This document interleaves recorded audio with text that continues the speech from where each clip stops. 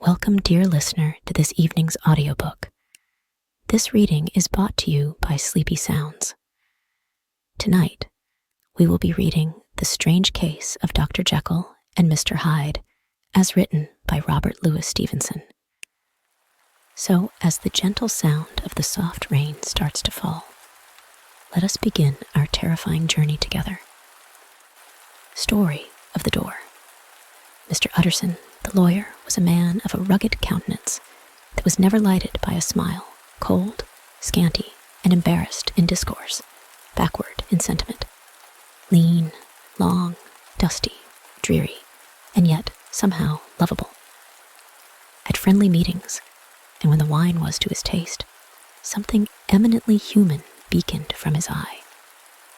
Something, indeed, which never found its way into his talk, but which spoke not only in these silent symbols of the after-dinner face, but more often and loudly in the acts of his life. He was austere with himself, drank gin when he was alone, to mortify a taste for vintages, and though he enjoyed the theater, had not crossed the doors of one for 20 years.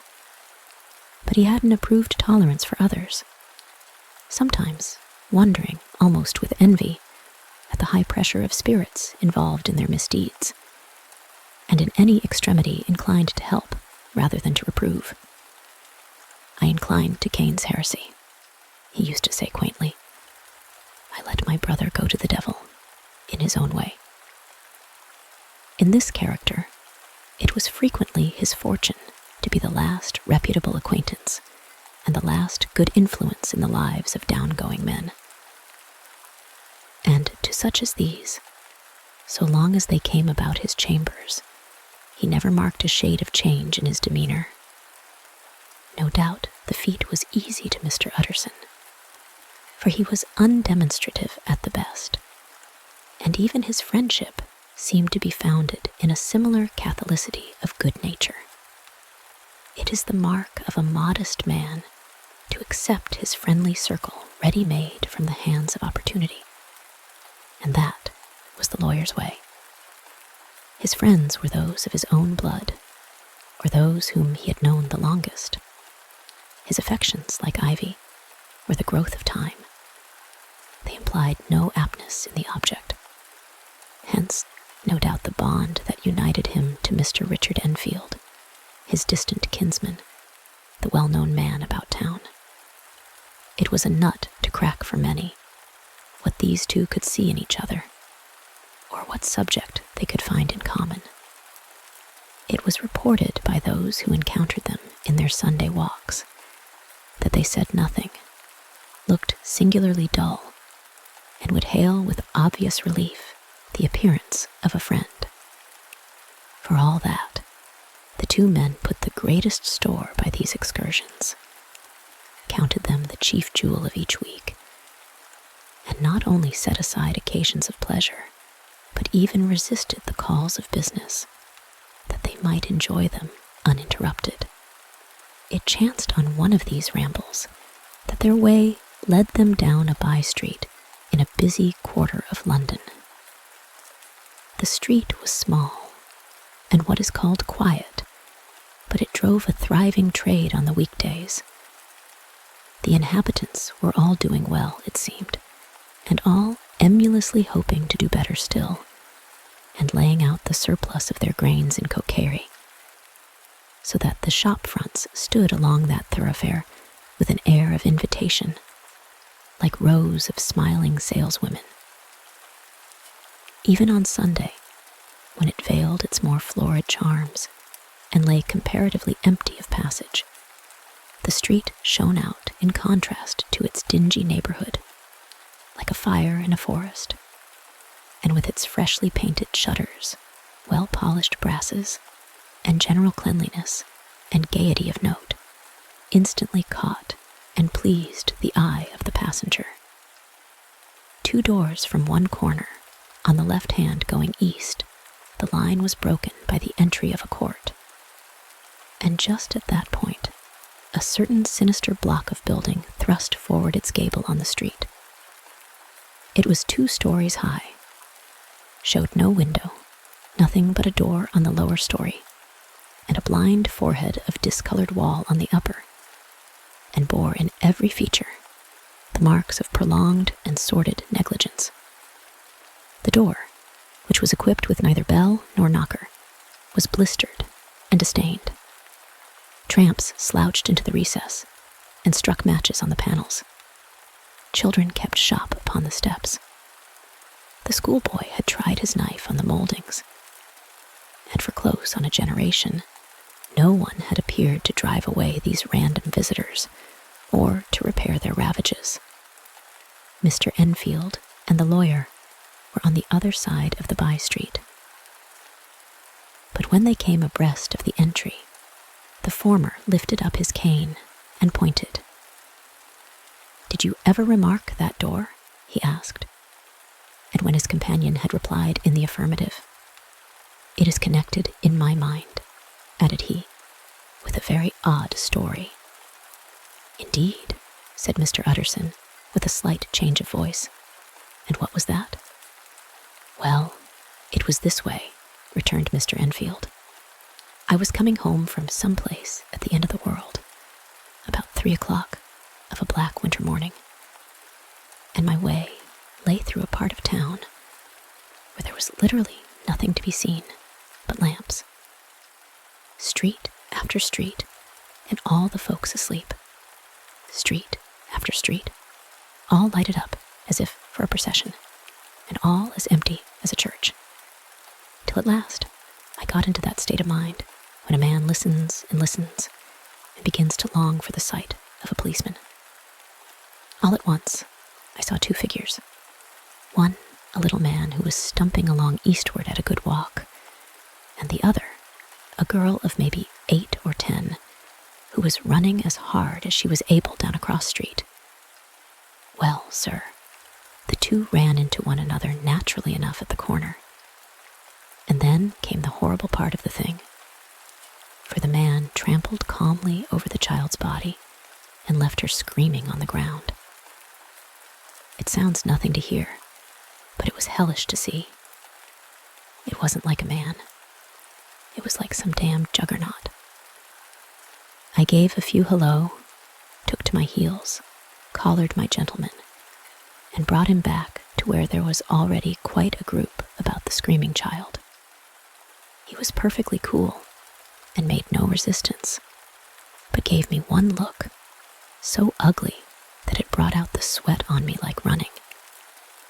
The people who had turned out were the girl's own family, and pretty soon the doctor, for whom she had been sent put in his appearance. Well, the child was not much the worse, more frightened, according to the sawbones. And there you might have supposed would be an end to it. But there was one curious circumstance. I had taken a loathing to my gentleman at first sight. So had the child's family, which was only natural. But the doctor's case was what struck me. He was the usual cut-and-dry apothecary, of no particular age and color, with a strong Edinburgh accent and about as emotional as a bagpipe. Well, sir, he was like the rest of us. Every time he looked at my prisoner, I saw that Sawbones turn sick and white with the desire to kill him. I knew what was in his mind, just as he knew what was in mine. And killing being out of the question, we did the next best. We told the man we could and would make such a scandal out of this as should make his name stink from one end of London to the other. If he had any friends or any credit, we undertook that he should lose them. And all the time, as we were pitching it in red hot, we were keeping the women off him as best we could, for they were as wild as harpies. I never saw a circle of such hateful faces. And there was the man in the middle, with a kind of black, sneering coolness, frightened too. I could see that, but carrying it off, sir, really like Satan. If you choose to make capital out of this accident, said he, I am naturally helpless. No gentleman but wishes to avoid a scene, says he. Name your figure. Well, we screwed him up to £100 for the child's family. He would have clearly liked to stick out, but there was something about the lot of us that meant mischief. And at last, he struck. The next thing was to get the money.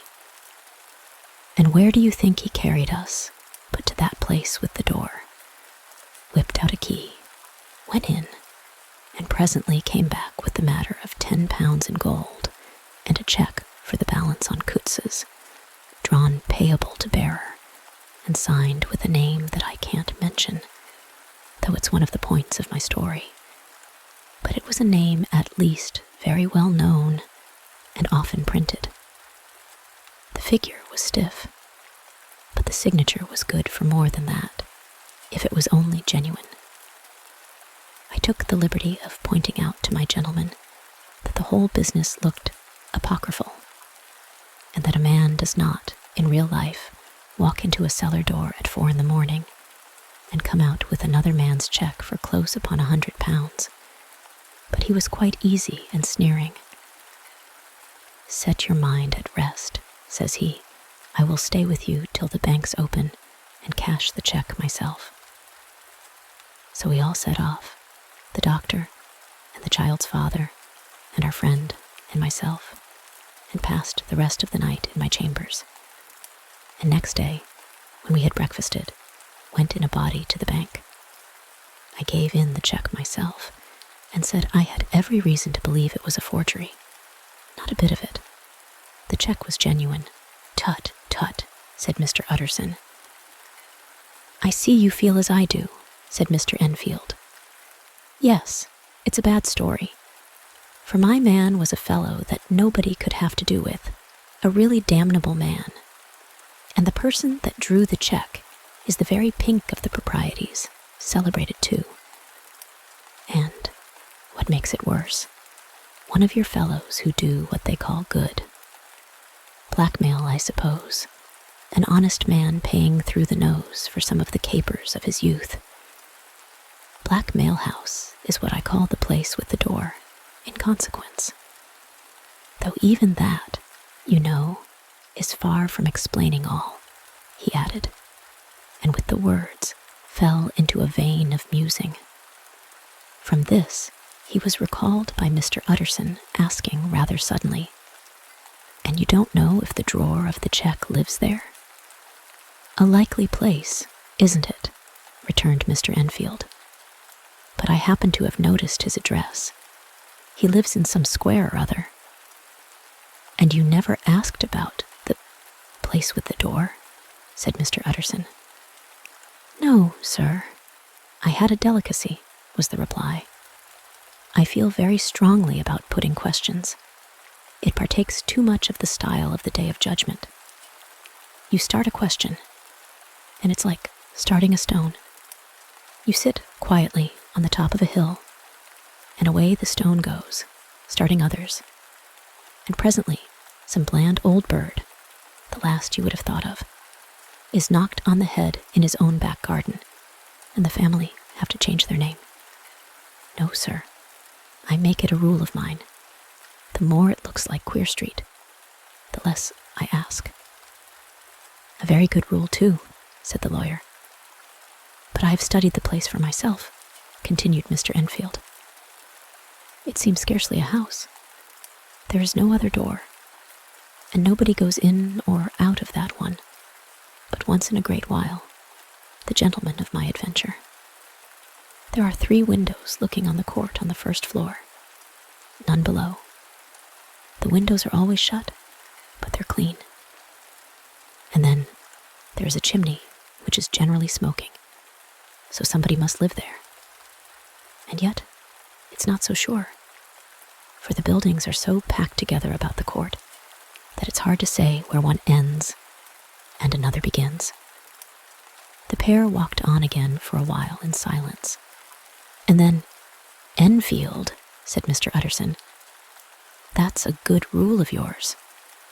"Yes, I think it is," returned Enfield. "But for all that," continued the lawyer, There's one point I want to ask. I want to ask the name of that man who walked over the child." "Well," said Mr. Enfield, "I can't see what harm it would do. It was a man of the name of Hyde." Said Mr. Utterson. "What sort of a man is he to see?" "He is not easy to describe. There is something wrong with his appearance, something displeasing, something downright detestable. I never saw a man I so disliked, and yet I scarce know why. He must be deformed somewhere. He gives a strong feeling of deformity, although I couldn't specify the point. He's an extraordinary-looking man, and yet I really can name nothing out of the way. No, sir, I can make no hand of it. I can't describe him, and it's not want of memory, for I declare I can see him this moment." Mr. Utterson again walked some way in silence, and obviously under a weight of consideration. "You are sure he used a key?" he inquired at last. "My dear sir," began Enfield, surprised out of himself. "Yes, I know," said Utterson. "I know it must seem strange. The fact is, if I do not ask you the name of the other party, it is because I know it already. You see, Richard, your tale has gone home. If you have been inexact in any point, you had better correct it." "I think you might have warned me," returned the other, with a touch of sullenness. "But I have been pedantically exact, as you call it. The fellow had a key, and what's more, he has it still. I saw him use it not a week ago." Mr. Utterson sighed deeply, but said never a word, and the young man presently resumed. "Here is another lesson to say nothing," said he. "I am ashamed of my long tongue. Let us make a bargain never to refer to this again." "With all my heart," said the lawyer. "I shake hands on that, Richard." Search for Mr. Hyde. That evening, Mr. Utterson came home to his bachelor house in somber spirits and sat down to dinner without relish. It was his custom of a Sunday, when this meal was over, to sit close by the fire, a volume of some dry divinity on his reading desk, until the clock of the neighboring church rang out the hour of 12, when he would go soberly and gratefully to bed. On this night, however, as soon as the cloth was taken away, he took up a candle and went into his business room. There he opened his safe, took from the most private part of it a document endorsed on the envelope as Dr. Jekyll's will, and sat down with a clouded brow to study its contents. The will was holograph, for Mr. Utterson, though he took charge of it now that it was made, had refused to lend the least assistance in the making of it. It provided not only that, in case of the decease of Henry Jekyll, Maryland, DCL, LLD, FRS, etc., all his possessions were to pass into the hands of his friend and benefactor Edward Hyde, but that in case of Dr. Jekyll's disappearance or unexplained absence for any period exceeding 3 calendar months, the said Edward Hyde should step into the said Henry Jekyll's shoes, without further delay, and free from any burthen or obligation beyond the payment of a few small sums to the members of the doctor's household. This document had long been the lawyer's eyesore. It offended him both as a lawyer and as a lover of the sane and customary sides of life, to whom the fanciful was the immodest. And hitherto, it was his ignorance of Mr. Hyde that had swelled his indignation. Now, by a sudden turn, it was his knowledge. It was already bad enough when the name was but a name of which he could learn no more. It was worse when it began to be clothed upon with detestable attributes. And out of the shifting, insubstantial mists that had so long baffled his eye, there leaped up the sudden, definite presentment of a fiend. "I thought it was madness," he said, as he replaced the obnoxious paper in the safe. And now, I begin to fear it is disgrace. With that, he blew out his candle, put on a greatcoat, and set forth in the direction of Cavendish Square, that citadel of medicine, where his friend, the great Dr. Lanyon, had his house and received his crowding patients. If anyone knows, it will be Lanyon, he had thought. The solemn butler knew and welcomed him. He was subjected to no stage of delay, but ushered direct from the door to the dining room, where Dr. Lanyon sat alone over his wine. This was a hearty, healthy, dapper, red-faced gentleman, with a shock of hair prematurely white, and a boisterous and decided manner. At sight of Mr. Utterson, he sprang up from his chair and welcomed him with both hands.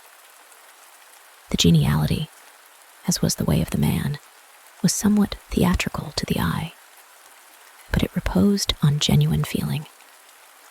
For these two were old friends, old mates both at school and college, both thorough respecters of themselves and of each other. And what does not always follow? Men who thoroughly enjoyed each other's company. After a little rambling talk, the lawyer led up to the subject which so disagreeably preoccupied his mind.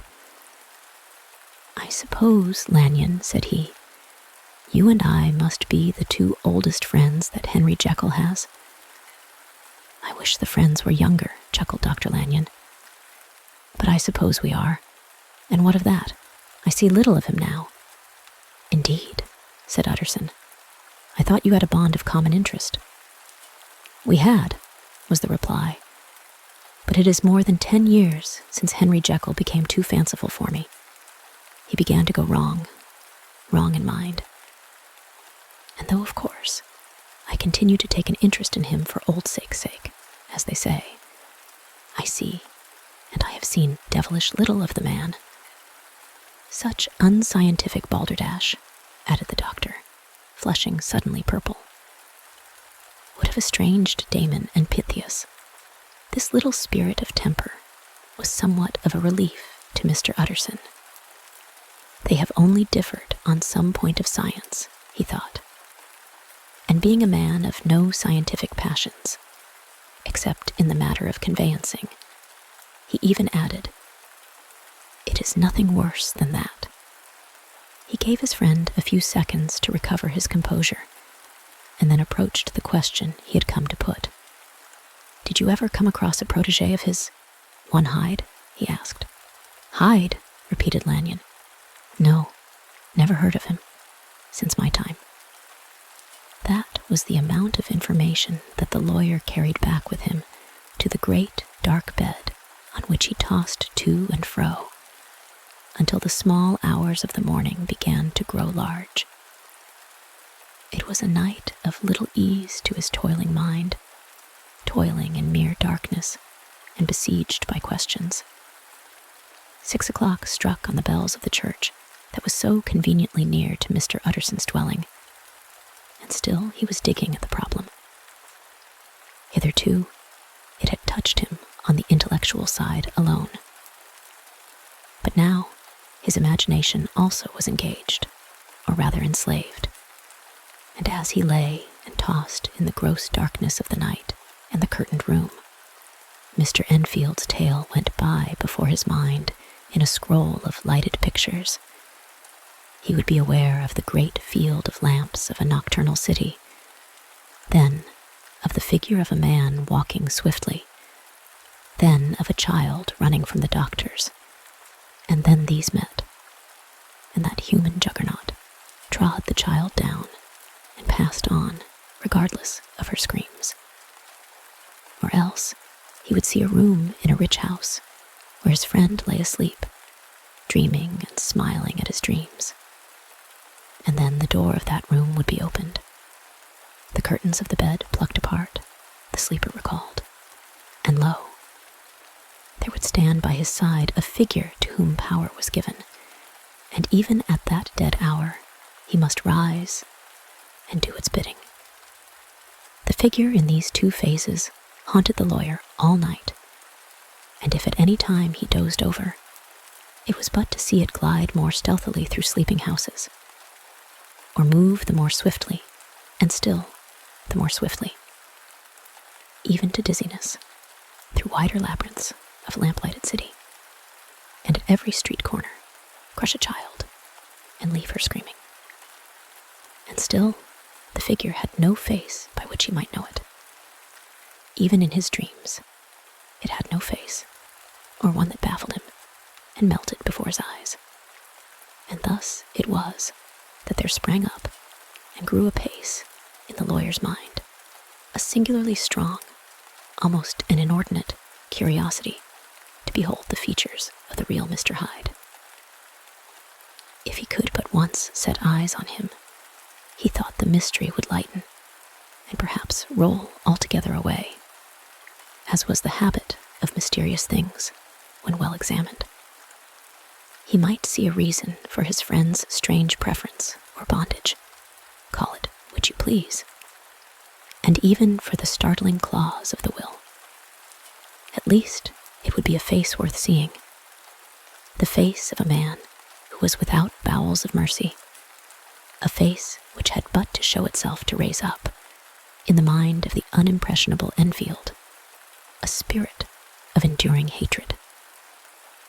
From that time forward, Mr. Utterson began to haunt the door in the by-street of shops.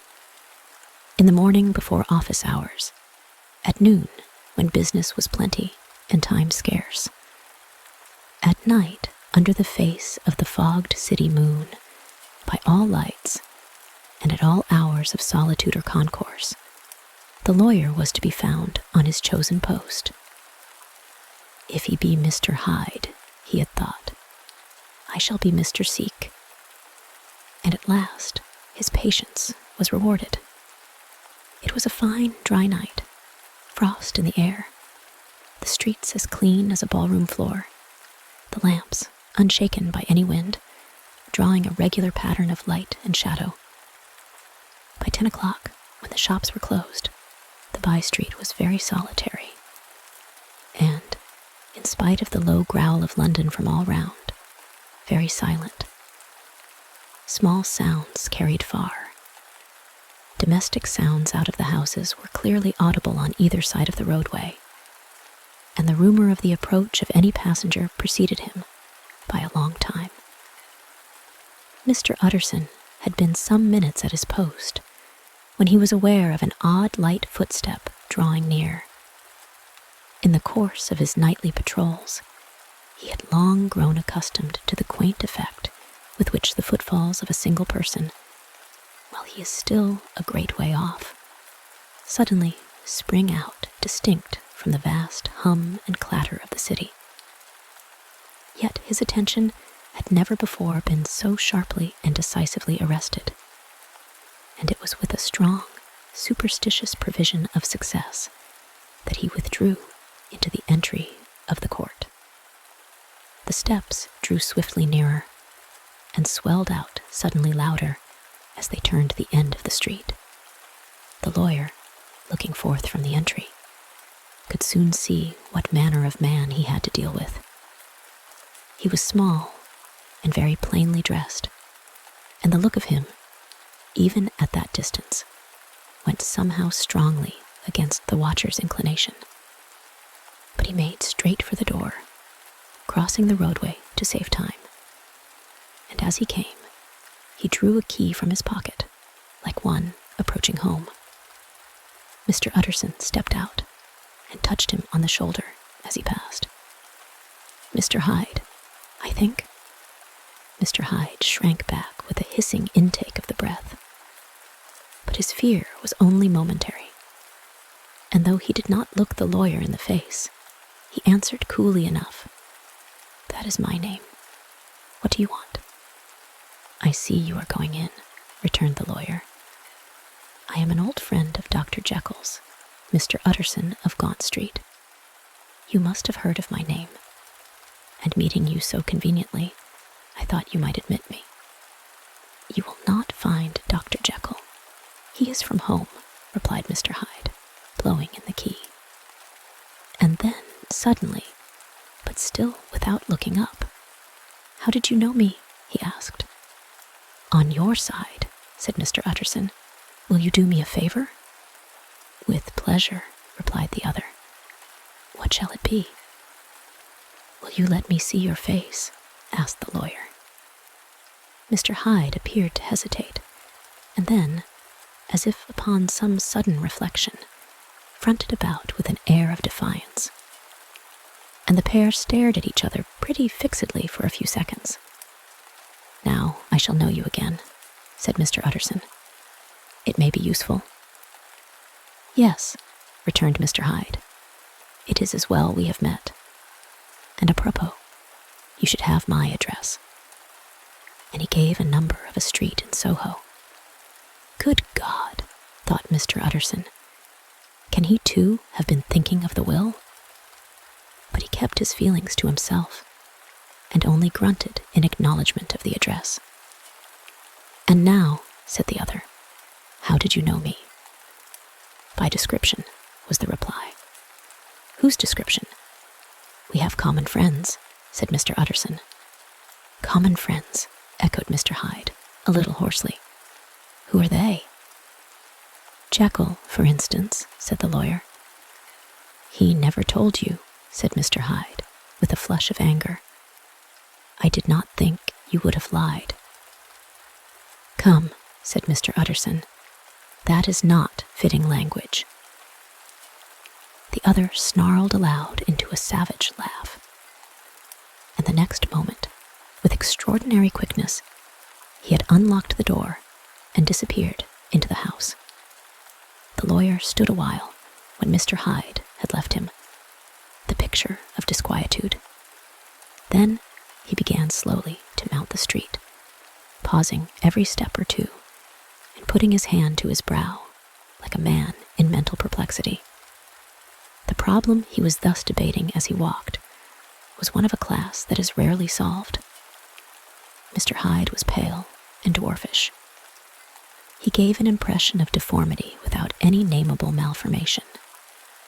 He had a displeasing smile. He had borne himself to the lawyer with a sort of murderous mixture of timidity and boldness, and he spoke with a husky, whispering, and somewhat broken voice. All these were points against him, but not all of these together could explain the hitherto unknown disgust, loathing, and fear with which Mr. Utterson regarded him. "There must be something else," said the perplexed gentleman. "There is something more, if I could find a name for it. God bless me, the man seems hardly human. Something troglodytic, shall we say? Or can it be the old story of Dr. Fell? Or is it the mere radiance of a foul soul that thus transpires through and transfigures its clay continent? The last, I think. For, oh my poor old Harry Jekyll, if ever I read Satan's signature upon a face, it is on that of your new friend." Round the corner from the by-street, there was a square of ancient, handsome houses, now for the most part decayed from their high estate, and let in flats and chambers to all sorts and conditions of men: map engravers, architects, shady lawyers, and the agents of obscure enterprises. One house, however, second from the corner, was still occupied entire, and at the door of this, which wore a great air of wealth and comfort, though it was now plunged in darkness, except for the fanlight, Mr. Utterson stopped and knocked. A well-dressed, elderly servant opened the door. "Is Dr. Jekyll at home, Poole?" asked the lawyer. "I will see, Mr. Utterson," said Poole, admitting the visitor, as he spoke, into a large, low-roofed, comfortable hall paved with flags, warmed, after the fashion of a country house, by a bright, open fire, and furnished with costly cabinets of oak. "Will you wait here by the fire, sir? Or shall I give you a light in the dining room?"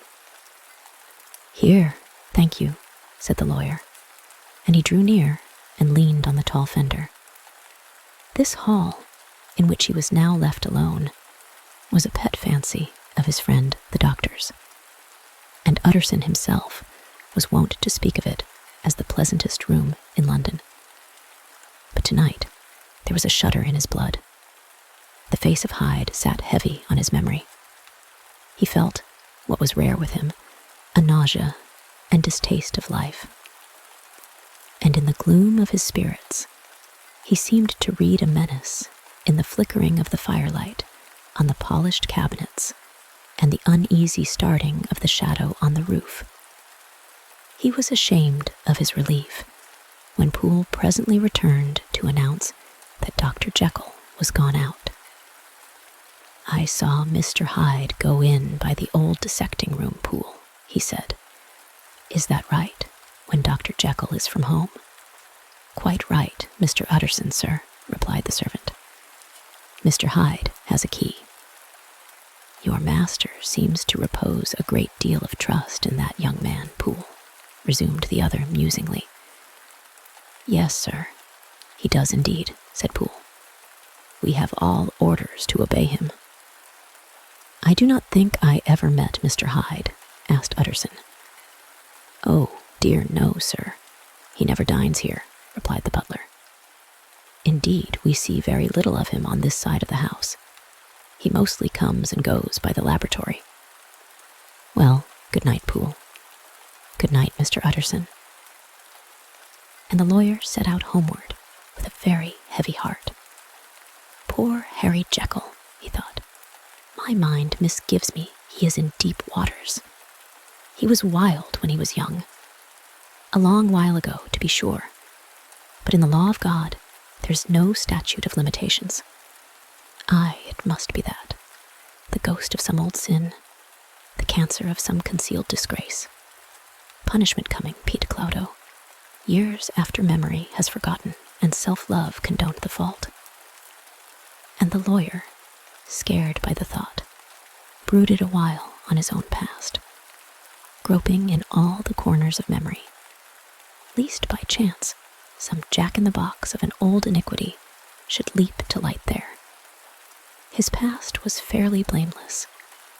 Few men could read the rolls of their life with less apprehension. Yet he was humbled to the dust by the many ill things he had done, and raised up again into a sober and fearful gratitude by the many he had come so near to doing, yet avoided. And then, by a return on his former subject, he conceived a spark of hope. This Master Hyde, if he were studied, thought he, must have secrets of his own. Black secrets, by the look of him. Secrets compared to which poor Jekyll's worst would be like sunshine. Things cannot continue as they are. It turns me cold to think of this creature stealing like a thief to Harry's bedside. Poor Harry, what awakening, and the danger of it. For if this Hyde suspects the existence of the will, he may grow impatient to inherit. I must put my shoulders to the wheel. If Jekyll will but let me, he added. If Jekyll will only let me. For once more, he saw before his mind's eye, as clear as transparency, the strange clauses of the will. Dr. Jekyll was quite at ease. A fortnight later, by excellent good fortune, the doctor gave one of his pleasant dinners to some 5 or 6 old cronies, all intelligent, reputable men, and all judges of good wine, and Mr. Utterson so contrived that he remained behind after the others had departed. This was no new arrangement, but a thing that had befallen many scores of times. Where Utterson was liked, he was liked well. Hosts loved to detain the dry lawyer, when the light-hearted and loose-tongued had already their foot on the threshold. They liked to sit a while in his unobtrusive company, practicing for solitude, sobering their minds in the man's rich silence after the expense and strain of gaiety. To this rule, Dr. Jekyll was no exception. And as he now sat on the opposite side of the fire, a large, well-made, smooth-faced man of 50, with something of a slyish cast perhaps, but every mark of capacity and kindness, you could see by his looks that he cherished for Mr. Utterson a sincere and warm affection. "I have been wanting to speak to you, Jekyll," began the latter. "You know that will of yours?" A close observer might have gathered that the topic was distasteful, but the doctor carried it off gaily. "My poor Utterson," said he, "you are unfortunate in such a client. I never saw a man so distressed as you were by my will, unless it were that hide-bound pedant, Lanyon, at what he called my scientific heresies. Oh, I know he's a good fellow. You needn't frown. An excellent fellow, and I always mean to see more of him. But a hide-bound pedant for all that. An ignorant, blatant pedant. I was never more disappointed in any man than Lanyon. You know I never approved of it," pursued Utterson, ruthlessly disregarding the fresh topic. "My will? Yes, certainly, I know that," said the doctor, a trifle sharply. "You have told me so." "Well, I tell you so again," continued the lawyer. "I have been learning something of young Hyde." The large, handsome face of Dr. Jekyll grew pale to the very lips, and there came a blackness about his eyes. "I do not care to hear more," said he. "This is a matter I thought we had agreed to drop." "What I heard was abominable," said Utterson. "It can make no change."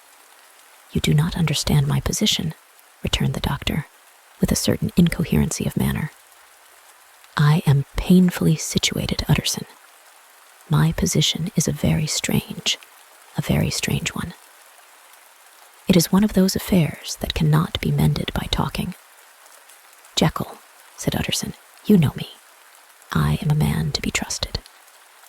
Make a clean breast of this in confidence, and I make no doubt I can get you out of it." "My good Utterson," said the doctor, "this is very good of you. This is downright good of you, and I cannot find words to thank you in. I believe you fully. I would trust you before any man alive, aye, before myself, if I could make the choice. But indeed it isn't what you fancy. It is not as bad as that. And just to put your good heart at rest, I will tell you one thing. The moment I choose, I can be rid of Mr. Hyde. I give you my hand upon that, and I thank you again and again. And I will just add one little word, Utterson, that I'm sure you'll take in good part. This is a private matter, and I beg of you to let it sleep." Utterson reflected a little, looking in the fire. "I have no doubt you are perfectly right," he said at last, getting to his feet. "Well, but since we have touched upon this business, and for the last time, I hope," continued the doctor, "there is one point I should like you to understand. I have really a very great interest in poor Hyde. I know you have seen him. He told me so, and I fear he was rude. But I do sincerely take a very great interest in that young man. And if I am taken away, Utterson, I wish you to promise me that you will bear with him and get his rights for him. I think you would, if you knew all. And it would be a weight off my mind if you would promise." "I can't pretend that I shall ever like him," said the lawyer. "I don't ask that," pleaded Jekyll, laying his hand upon the other's arm. "I only ask for justice. I only ask you to help him for my sake when I am no longer here." Utterson heaved an irrepressible sigh. "Well," said he, "I promise." The CAREW murder case. Nearly a year later, in the month of October 18, London was startled by a crime of singular ferocity and rendered all the more notable by the high position of the victim. The details were few and startling. A maidservant living alone in a house not far from the river had gone upstairs to bed about 11. Although a fog rolled over the city in the small hours, the early part of the night was cloudless, and the lane, which the maid's window overlooked, was brilliantly lit by the full moon. It seems she was romantically given, for she sat down upon her box, which stood immediately under the window, and fell into a dream of musing. Never, she used to say, with streaming tears, when she narrated that experience. Never had she felt more at peace with all men or thought more kindly of the world. And as she so sat, she became aware of an aged, beautiful gentleman with white hair drawing near along the lane, and advancing to meet him, another and very small gentleman, to whom at first she paid less attention. When they had come within speech, which was just under the maid's eyes, the older man bowed and accosted the other with a very pretty manner of politeness. It did not seem as if the subject of his address were of great importance. Indeed, from his pointing, it sometimes appeared as if he were only inquiring his way, but the moon shone on his face as he spoke, and the girl was pleased to watch it. It seemed to breathe such an innocent and old-world kindness of disposition, yet with something high too, as of a well-founded self-content. Presently, her eye wandered to the other, and she was surprised to recognize in him a certain Mr. Hyde, who had once visited her master, and for whom she had conceived a dislike. He had in his hand a heavy cane with which he was trifling, but he answered never a word, and seemed to listen with an ill-contained impatience. And then, all of a sudden, he broke out in a great flame of anger, stamping with his foot, brandishing the cane, and carrying on, as the maid described it, like a madman. The old gentleman took a step back, with the air of one very much surprised and a trifle hurt. And at that, Mr. Hyde broke out of all bounds and clubbed him to the earth. And next moment, with ape-like fury, he was trampling his victim underfoot and hailing down a storm of blows, under which the bones were audibly shattered and the body jumped upon the roadway. At the horror of these sights and sounds, the maid fainted. It was 2:00 when she came to herself and called for the police. The murderer was gone long ago, but there lay his victim in the middle of the lane, incredibly mangled. The stick with which the deed had been done, although it was of some rare and very tough and heavy wood, had broken in the middle under the stress of this insensate cruelty, and one splintered half had rolled in the neighboring gutter. The other, without doubt, had been carried away by the murderer. A purse and gold watch were found upon the victim, but no cards or papers, except a sealed and stamped envelope, which he had been probably carrying to the post, and which bore the name and address of Mr. Utterson.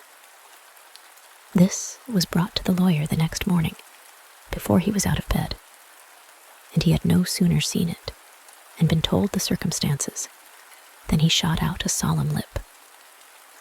"I shall say nothing till I have seen the body," said he. "This may be very serious. Have the kindness to wait while I dress."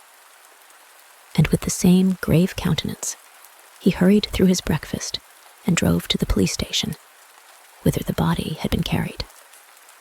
As soon as he came into the cell, he nodded. "Yes," said he, "I recognize him. I am sorry to say that this is Sir Danvers Carew." "Good God, sir," exclaimed the officer, "is it possible?" And the next moment, his eye lighted up with professional ambition. "This will make a deal of noise," he said, "and perhaps you can help us to the man." And he briefly narrated what the maid had seen and showed the broken stick. Mr. Utterson had already quailed at the name of Hyde, but when the stick was laid before him, he could doubt no longer. Broken and battered as it was, he recognized it for one that he had himself presented many years before to Henry Jekyll. "Is this Mr. Hyde a person of small stature?" he inquired. "Particularly small and particularly wicked-looking is what the maid calls him," said the officer.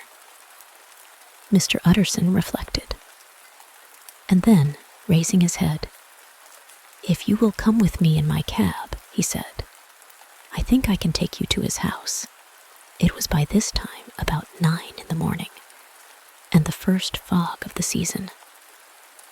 A great chocolate-colored pall lowered over heaven, but the wind was continually charging and routing these embattled vapors, so that as the cab crawled from street to street, Mr. Utterson beheld a marvelous number of degrees and hues of twilight. For here it would be dark, like the back end of evening, and there would be a glow of a rich, lurid brown, like the light of some strange conflagration.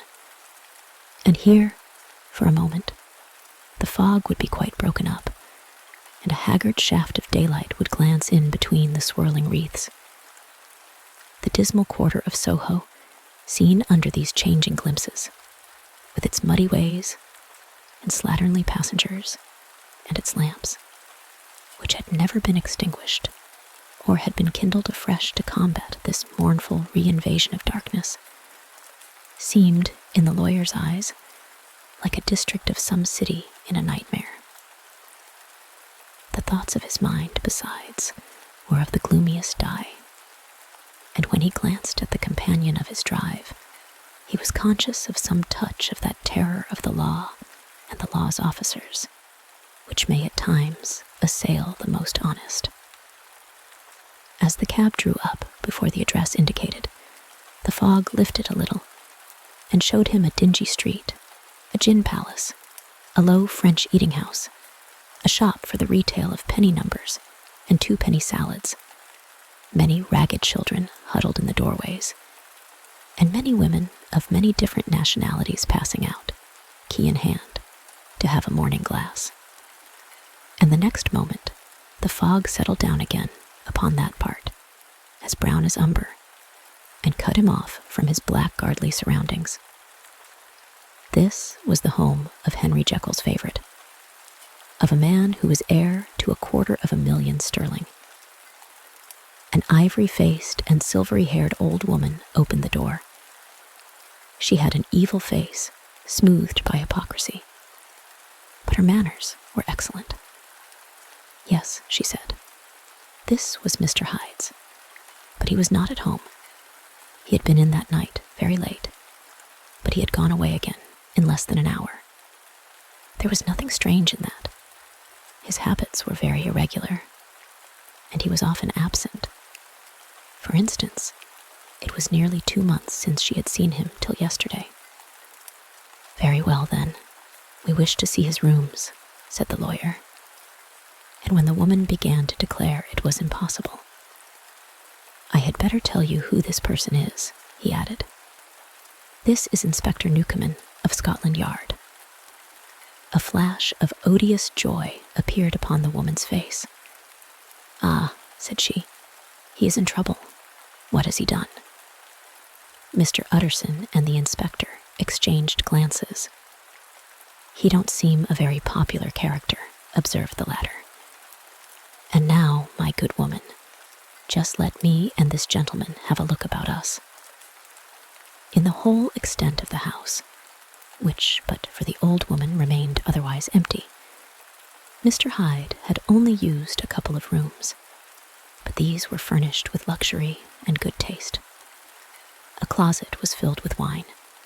The plate was of silver, the napery elegant. A good picture hung upon the walls, a gift, as Utterson supposed, from Henry Jekyll, who was much of a connoisseur, and the carpets were of many plies and agreeable in color. At this moment, however, the rooms bore every mark of having been recently and hurriedly ransacked. Clothes lay about the floor, with their pockets inside out.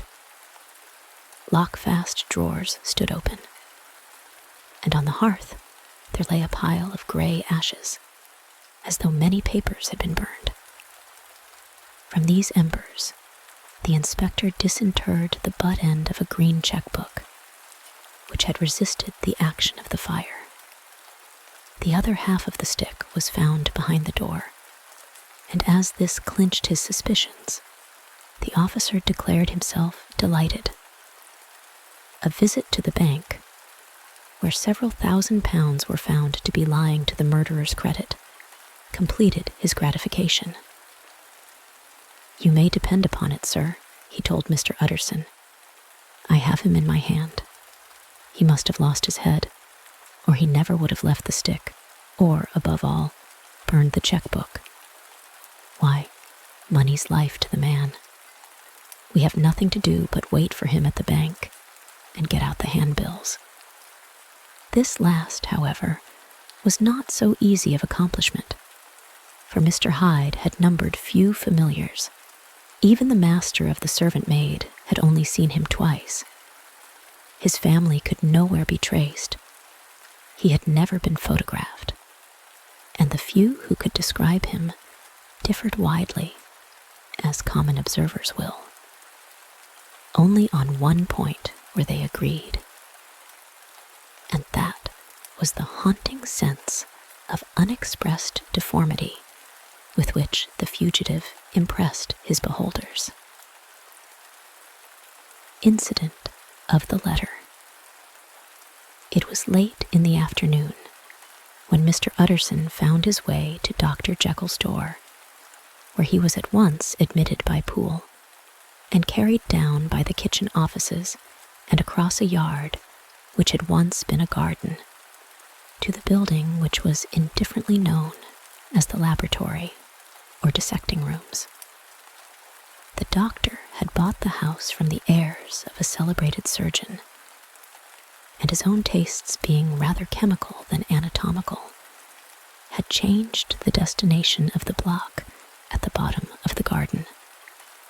It was the first time that the lawyer had been received in that part of his friend's quarters, and he eyed the dingy, windowless structure with curiosity, and gazed round with a distasteful sense of strangeness as he crossed the theater, once crowded with eager students, and now lying gaunt and silent, the tables laden with chemical apparatus, the floor strewn with crates and littered with packing straw, and the light falling dimly through the foggy cupola.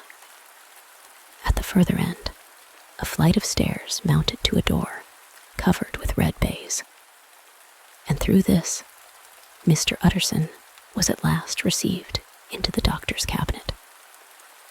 It was a large room, fitted round with glass presses, furnished, among other things, with a cheval glass and a business table, and looking out upon the court by 3 dusty windows, barred with iron.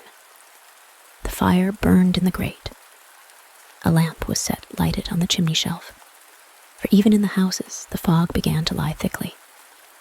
And there, close up to the warmth, sat Dr. Jekyll, looking deathly sick. He did not rise to meet his visitor, but held out a cold hand and bade him welcome in a changed voice.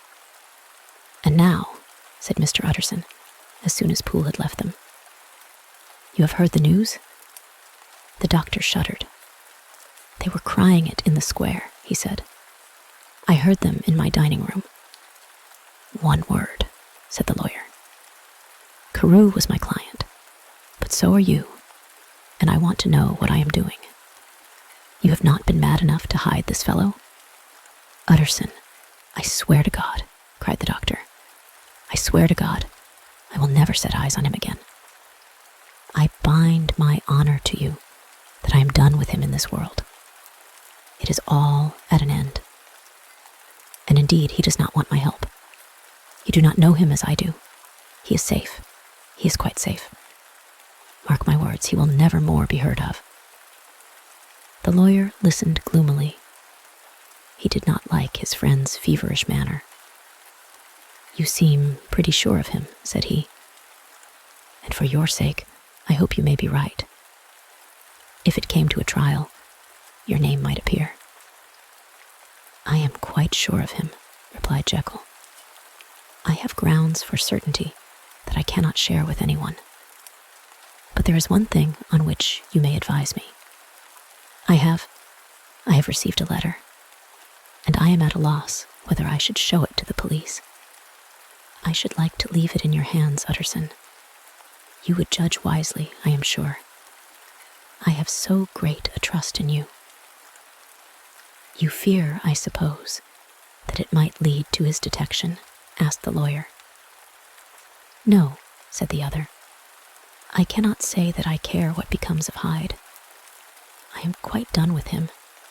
I was thinking of my own character, which this hateful business has rather exposed." Utterson ruminated a while. He was surprised at his friend's selfishness, and yet relieved by it. "Well," said he at last, "let me see the letter."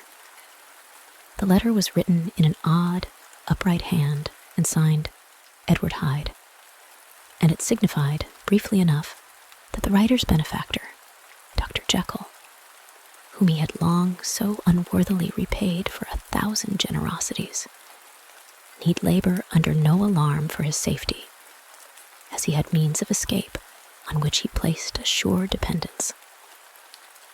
The lawyer liked this letter well enough. It put a better color on the intimacy than he had looked for, and he blamed himself for some of his past suspicions. "Have you the envelope?" he asked. "I burned it," replied Jekyll, "before I thought what I was about. But it bore no postmark. The note was handed in." "Shall I keep this and sleep upon it?" asked Utterson. "I wish you to judge for me entirely," was the reply. "I have lost confidence in myself." "Well, I shall consider," returned the lawyer. "And now one word more. It was Hyde who dictated the terms in your will about that disappearance." The doctor seemed seized with a qualm of faintness. He shut his mouth tight and nodded. "I knew it," said Utterson. "He meant to murder you. You had a fine escape." "I have had what is far more to the purpose," returned the doctor solemnly. "I have had a lesson, O God, Utterson. What a lesson I have had." And he covered his face for a moment with his hands. On his way out, the lawyer stopped and had a word or two with Poole. "By the by," said he, "there was a letter handed in today. What was the messenger like?" But Poole was positive nothing had come except by post, and only circulars by that, he added. This news sent off the visitor with his fears renewed. Plainly, the letter had come by the laboratory door. Possibly, indeed, it had been written in the cabinet. And if that were so, it must be differently judged and handled with the more caution. The newsboys, as he went, were crying themselves hoarse along the footways. Special edition. Shocking murder of an MP. That was the funeral oration of one friend and client. And he could not help a certain apprehension lest the good name of another should be sucked down in the eddy of the scandal. It was, at least, a ticklish decision that he had to make. And self-reliant as he was by habit, he began to cherish a longing for advice. It was not to be had directly, but perhaps, he thought, it might be fished for. Presently after, he sat on one side of his own hearth, with Mr. Guest, his head clerk, upon the other, and midway between, at a nicely calculated distance from the fire, a bottle of a particular old wine that had long dwelt unsunned in the foundations of his house. The fog still slept on the wing above the drowned city, the lamps glimmered like carbuncles, and through the muffle and smother of these fallen clouds, the procession of the town's life was still rolling in through the great arteries with a sound as of a mighty wind. But the room was gay with firelight. In the bottle, the acids were long ago resolved.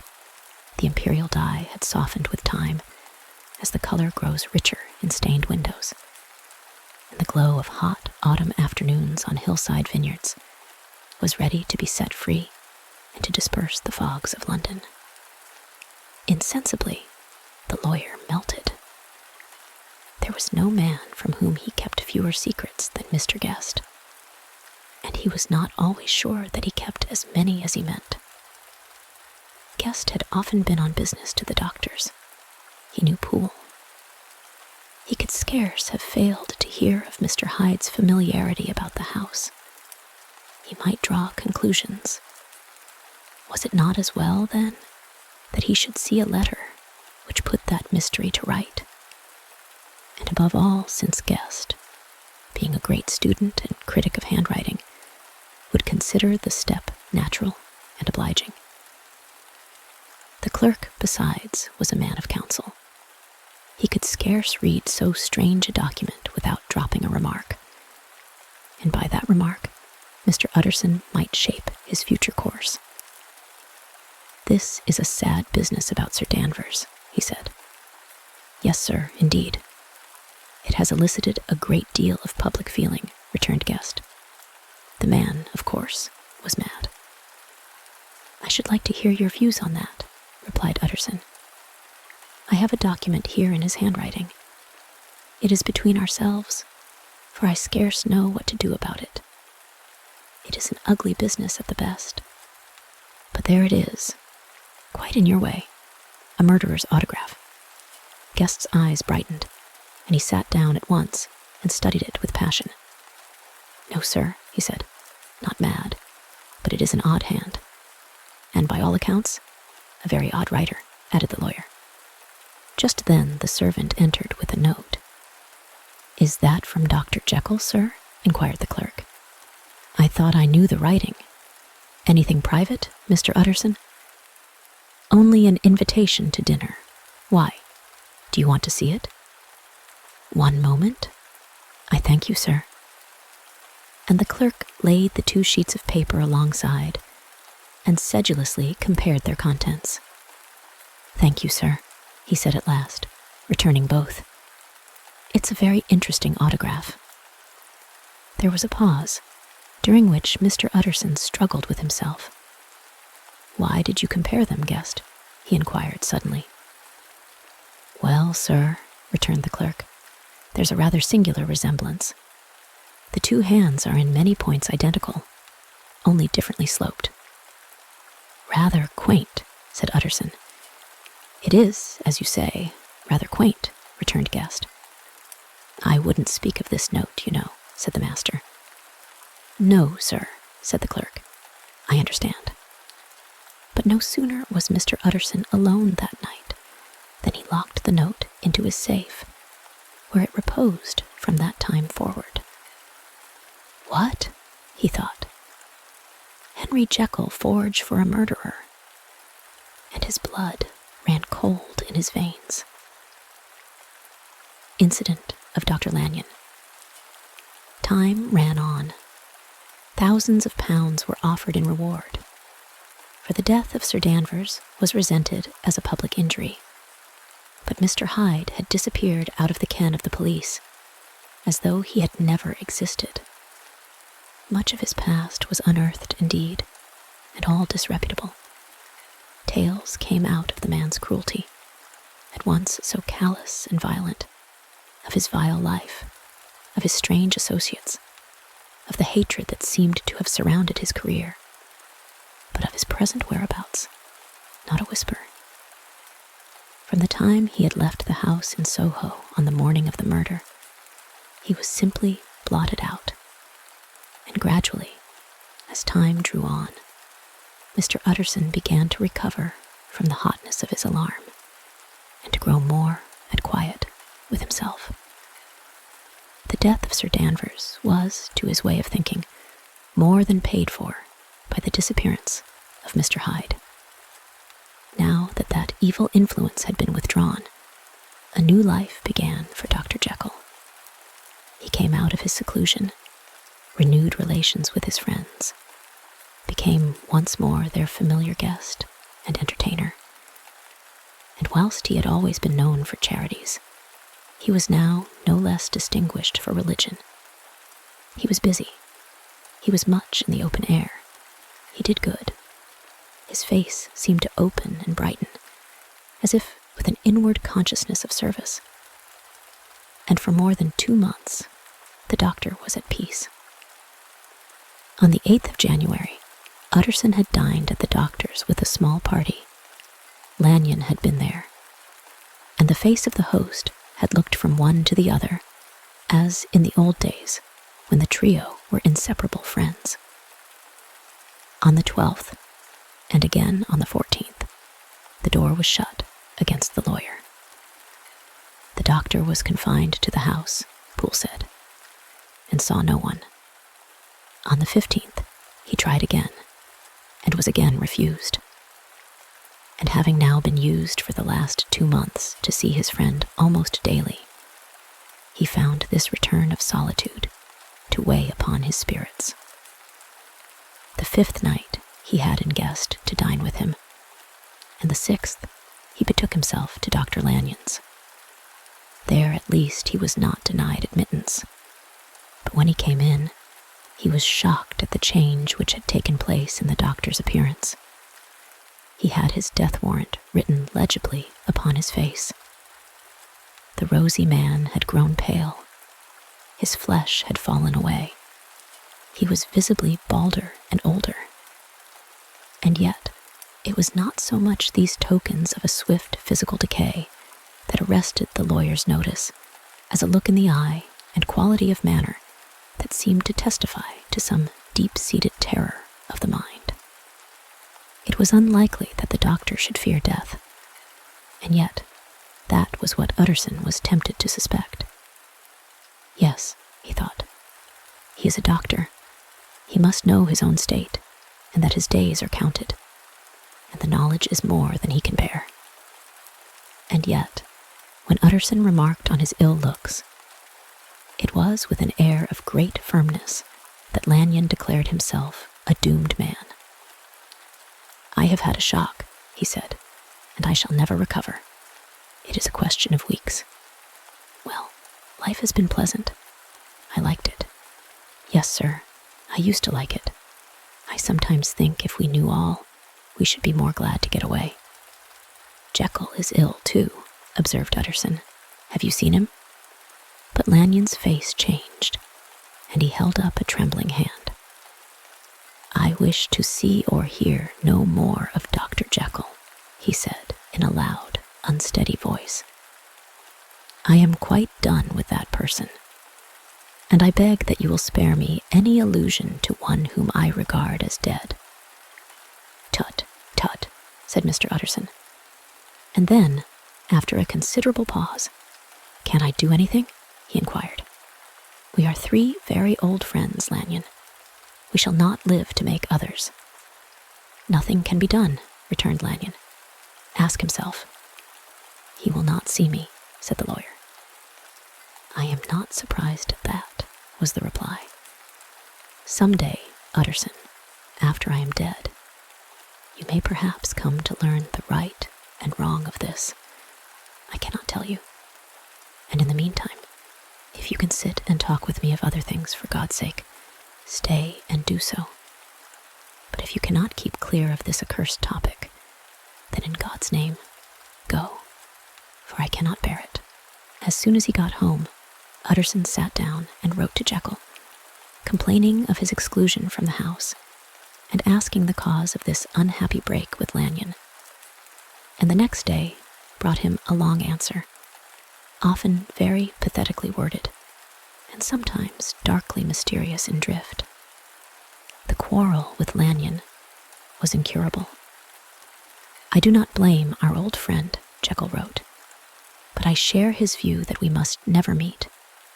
I mean from henceforth to lead a life of extreme seclusion. You must not be surprised, nor must you doubt my friendship, if my door is often shut even to you. You must suffer me to go my own dark way. I have brought on myself a punishment and a danger that I cannot name. If I am the chief of sinners, I am the chief of sufferers also. I could not think that this earth contained a place for sufferings and terrors so unmanning. And you can do but one thing, Utterson, to lighten this destiny, and that is to respect my silence. Utterson was amazed.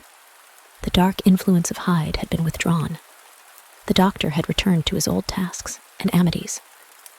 A week ago, the prospect had smiled with every promise of a cheerful and an honored age. And now, in a moment, friendship and peace of mind and the whole tenor of his life were wrecked. So great and unprepared, a change pointed to madness. But in view of Lanyon's manner and words, there must lie for it some deeper ground. A week afterwards, Dr. Lanyon took to his bed, and in something less than a fortnight, he was dead.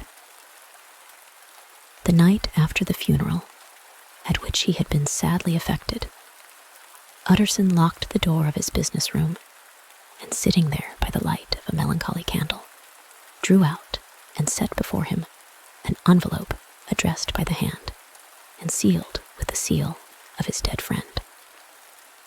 Private, for the hands of G.J. Utterson alone, and in case of his predecease to be destroyed, unread. So it was emphatically superscribed, and the lawyer dreaded to behold the contents. I have buried one friend today, he thought. What if this should cost me another? And then he condemned the fear as a disloyalty and broke the seal. Within there was another enclosure, likewise sealed, and marked upon the cover as not to be opened till the death or disappearance of Dr. Henry Jekyll. Utterson could not trust his eyes. Yes, it was disappearance. Here again, as in the mad will, which he had long ago restored to its author, here again were the idea of a disappearance and the name of Henry Jekyll bracketed. But in the will, that idea had sprung from the sinister suggestion of the man Hyde. It was set there with a purpose all too plain and horrible. Written by the hand of Lanyon, what should it mean? A great curiosity came on the trustee to disregard the prohibition and dive at once to the bottom of these mysteries. But professional honor and faith to his dead friend were stringent obligations, and the packet slept in the inmost corner of his private safe. It is one thing to mortify curiosity, another to conquer it. And it may be doubted if from that day forth Utterson desired the society of his surviving friend with the same eagerness. He thought of him kindly, but his thoughts were disquieted and fearful. He went to call indeed, but he was perhaps relieved to be denied admittance. Perhaps, in his heart, he preferred to speak with Poole upon the doorstep, and surrounded by the air and sounds of the open city, rather than to be admitted into that house of voluntary bondage, and to sit and speak with its inscrutable recluse.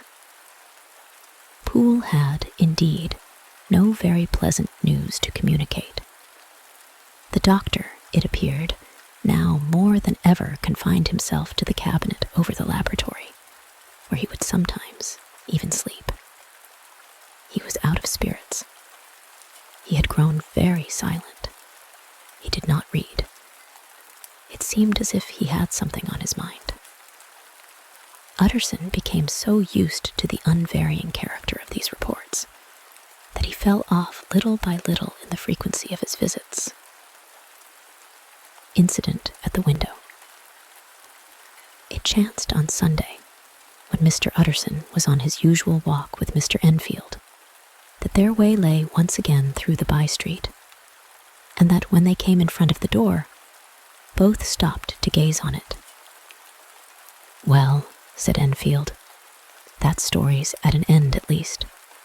We shall never see more of Mr. Hyde." "I hope not," said Utterson. "Did I ever tell you that I once saw him and shared your feeling of repulsion?"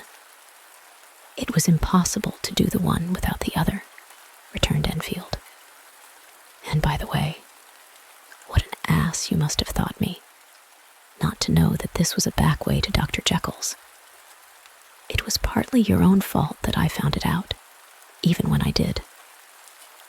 "So you found it out, did you?" said Utterson. "But if that be so, we may step into the court and take a look at the windows. To tell you the truth, I am uneasy about poor Jekyll, and even outside, I feel as if the presence of a friend might do him good." The court was very cool and a little damp, and full of premature twilight, although the sky, high up overhead, was still bright with sunset. The middle one of the 3 windows was halfway open, and sitting close beside it, taking the air with an infinite sadness of mien, like some disconsolate prisoner, Utterson saw Dr. Jekyll. "What, Jekyll?" he said. "I trust you are better." "I am very low, Utterson," replied the doctor drearily. "Very low. It will not last long, thank God."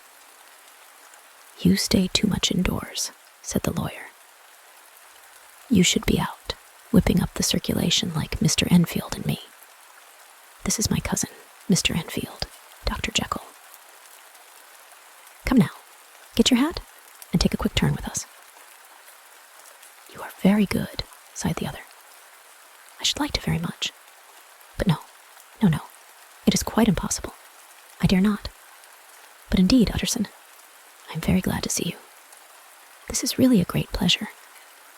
I would ask you and Mr. Enfield up, but the place is really not fit."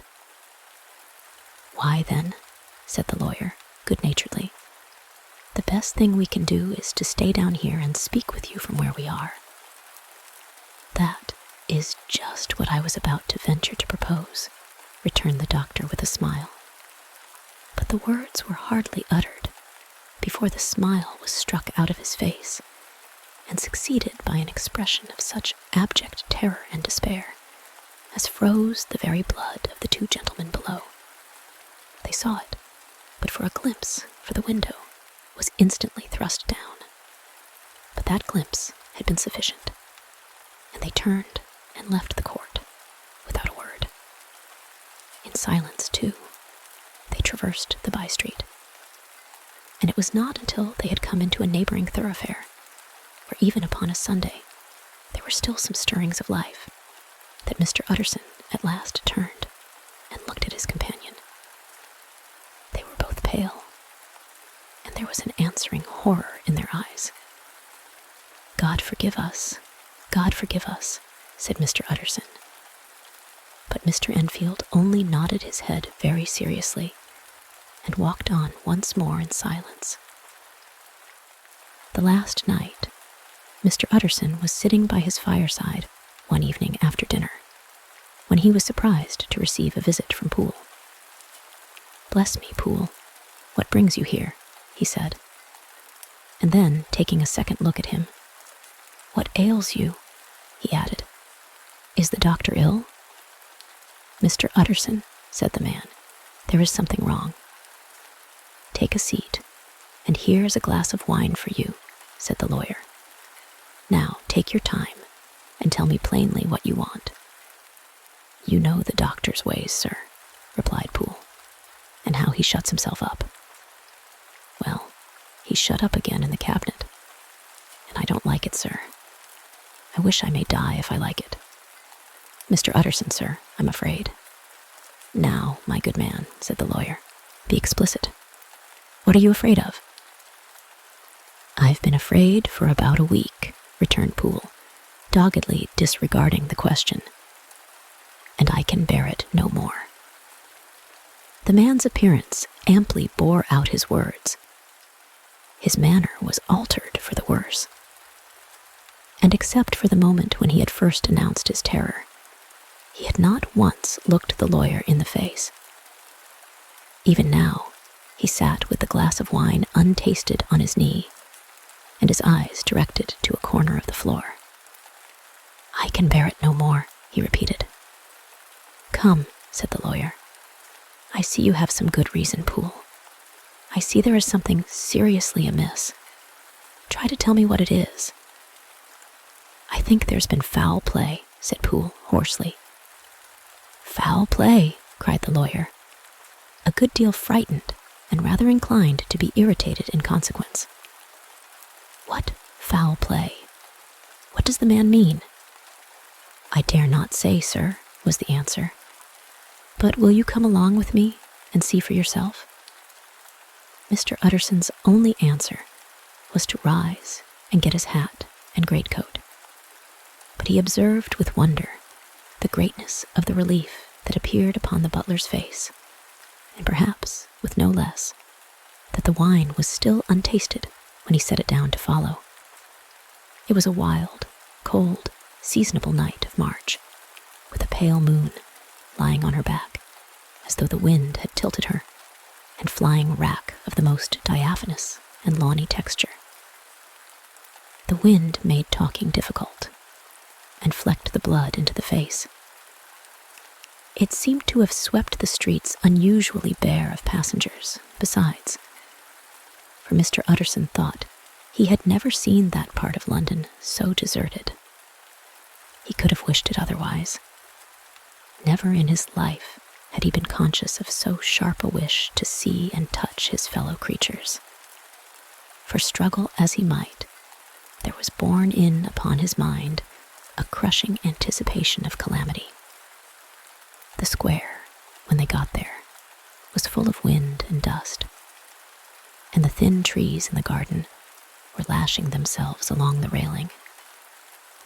Poole, who had kept all the way a pace or two ahead, now pulled up in the middle of the pavement, and in spite of the biting weather, took off his hat and mopped his brow with a red pocket handkerchief. But for all the hurry of his coming, these were not the dews of exertion that he wiped away, but the moisture of some strangling anguish. For his face was white, and his voice, when he spoke, harsh and broken. "Well, sir," he said, "here we are, and God grant there be nothing wrong." "Amen, Poole," said the lawyer. Thereupon the servant knocked in a very guarded manner. The door was opened on the chain, and a voice asked from within, "Is that you, Poole?" "It's all right," said Poole. "Open the door." The hall, when they entered it, was brightly lighted up. The fire was built high, and about the hearth, the whole of the servants, men and women, stood huddled together like a flock of sheep. At the sight of Mr. Utterson, the housemaid broke into hysterical whimpering, and the cook, saying, "Bless God, it's Mr. Utterson," ran forward, as if to take him in her arms. What, are you all here?" said the lawyer peevishly. "Very irregular, very unseemly. Your master would be far from pleased." "They're all afraid," said Poole. Blank silence followed, no one protesting. Only the maid lifted her voice, and now wept loudly. "Hold your tongue," Poole said to her, with a ferocity of accent that testified to his own jangled nerves. And indeed, when the girl had so suddenly raised the note of her lamentation, they had all started and turned towards the inner door with faces of dreadful expectation. "And now," continued the butler, addressing the knife boy, "reach me a candle, and we'll get this through hands at once." And then he begged Mr. Utterson to follow him, and led the way to the back garden. "Now, sir," said he, "you come as gently as you can. I want you to hear, and I don't want you to be heard. And see here, sir, if by any chance he was to ask you in, don't go." Mr. Utterson's nerves, at this unlooked-for termination, gave a jerk that nearly threw him from his balance. But he recollected his courage and followed the butler into the laboratory building through the surgical theater, with its lumber of crates and bottles, to the foot of the stair. Here, Poole motioned him to stand on one side and listen, while he himself, setting down the candle and making a great and obvious call on his resolution, mounted the steps and knocked with a somewhat uncertain hand on the red baize of the cabinet door. "Mr. Utterson, sir, asking to see you," he called. And even as he did so, once more violently signed to the lawyer to give ear. A voice answered from within. "Tell him I cannot see anyone," it said complainingly. "Thank you, sir," said Poole, with a note of something like triumph in his voice. And taking up his candle, he led Mr. Utterson back across the yard and into the great kitchen, where the fire was out and the beetles were leaping on the floor. "Sir," he said, looking Mr. Utterson in the eyes, "was that my master's voice?" "It seems much changed," replied the lawyer, very pale, but giving look for look. "Changed? Well, yes, I think so," said the butler. "Have I been 20 years in this man's house to be deceived about his voice? No, sir. Master's made away with. He was made away with 8 days ago, when we heard him cry out upon the name of God. And who's in there instead of him, and why it stays there, is a thing that cries to heaven, Mr. Utterson. This is a very strange tale, Poole. This is rather a wild tale, my man," said Mr. Utterson, biting his finger. "Suppose it were as you suppose, supposing Dr. Jekyll to have been, well, murdered. What could induce the murderer to stay? That won't hold water. It doesn't commend itself to reason." "Well, Mr. Utterson, you are a hard man to satisfy, but I'll do it yet," said Poole. "All this last week, you must know, him, or it, whatever it is that lives in that cabinet, has been crying night and day for some sort of medicine, and cannot get it to his mind. It was sometimes his way, the master's, that is, to write his orders on a sheet of paper and throw it on the stair. We've had nothing else this week back. Nothing but papers and a closed door, and the very meals left there to be smuggled in when nobody was looking. Well, sir, every day, aye, and twice and thrice in the same day, there have been orders and complaints, and I have been sent flying to all the wholesale chemists in town. Every time I brought the stuff back, there would be another paper telling me to return it, because it was not pure, and another order to a different firm. This drug is wanted bitter bad, sir, whatever for." "Have you any of these papers?" asked Mr. Utterson. Poole felt in his pocket and handed out a crumpled note, which the lawyer, bending nearer to the candle, carefully examined. Its contents ran thus: "Dr. Jekyll presents his compliments to Messrs. Maw. He assures them that their last sample is impure and quite useless for his present purpose. In the year 18, Dr. J purchased a somewhat large quantity from Messrs. M. He now begs them to search with most sedulous care, and should any of the same quality be left, forward it to him at once. Expense is no consideration. The importance of this to Dr. J can hardly be exaggerated." So far, the letter had run composedly enough, but here, with a sudden splutter of the pen, the writer's emotion had broken loose. "For God's sake," he added, "find me some of the old." "This is a strange note," said Mr. Utterson, and then sharply, "How do you come to have it open?" "The man at Maw's was main angry, sir, and he threw it back to me like so much dirt," returned Poole. "This is unquestionably the doctor's hand, do you know?" resumed the lawyer. "I thought it looked like it," said the servant rather sulkily. And then, with another voice, "But what matters, hand of right?" he said. "I've seen him." "Seen him?" repeated Mr. Utterson. "Well?" "That's it," said Poole. "It was this way. I came suddenly into the theater from the garden. It seems he had slipped out to look for this drug or whatever it is, for the cabinet door was open, and there he was at the far end of the room digging among the crates. He looked up when I came in, gave a kind of cry, and whipped upstairs into the cabinet. It was but for 1 minute that I saw him, but the hair stood upon my head like quills. Sir, if that was my master, why had he a mask upon his face? If it was my master, why did he cry out like a rat and run from me? I have served him long enough." And then the man paused and passed his hand over his face. "These are all very strange circumstances," said Mr. Utterson, "but I think I begin to see daylight. Your master, Poole, is plainly seized with one of those maladies that both torture and deform the sufferer. Hence, for aught I know, the alteration of his voice. Hence, the mask and the avoidance of his friends. Hence, his eagerness to find this drug, by means of which the poor soul retains some hope of ultimate recovery. God grant that he be not deceived. There is my explanation. It is sad enough, Poole, aye, and appalling to consider. But it is plain and natural, hangs well together, and delivers us from all exorbitant alarms."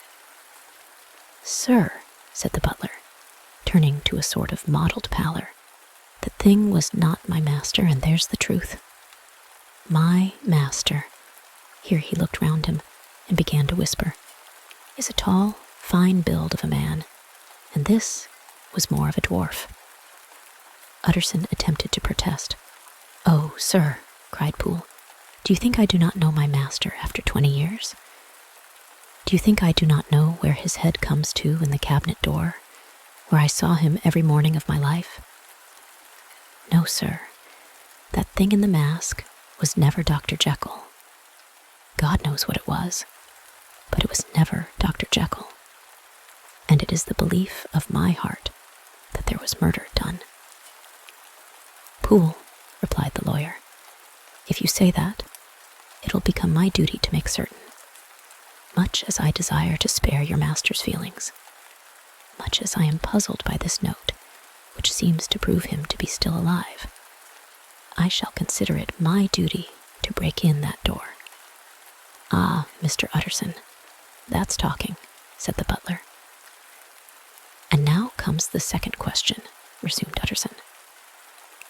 "Who is going to do it?" "Why, you and me, sir," was the undaunted reply. "That's very well said," returned the lawyer, "and whatever comes of it, I shall make it my business to see you are no loser." "There is an axe in the theater," continued Poole, "and you might take the kitchen poker for yourself." The lawyer took that rude but weighty instrument into his hand and balanced it.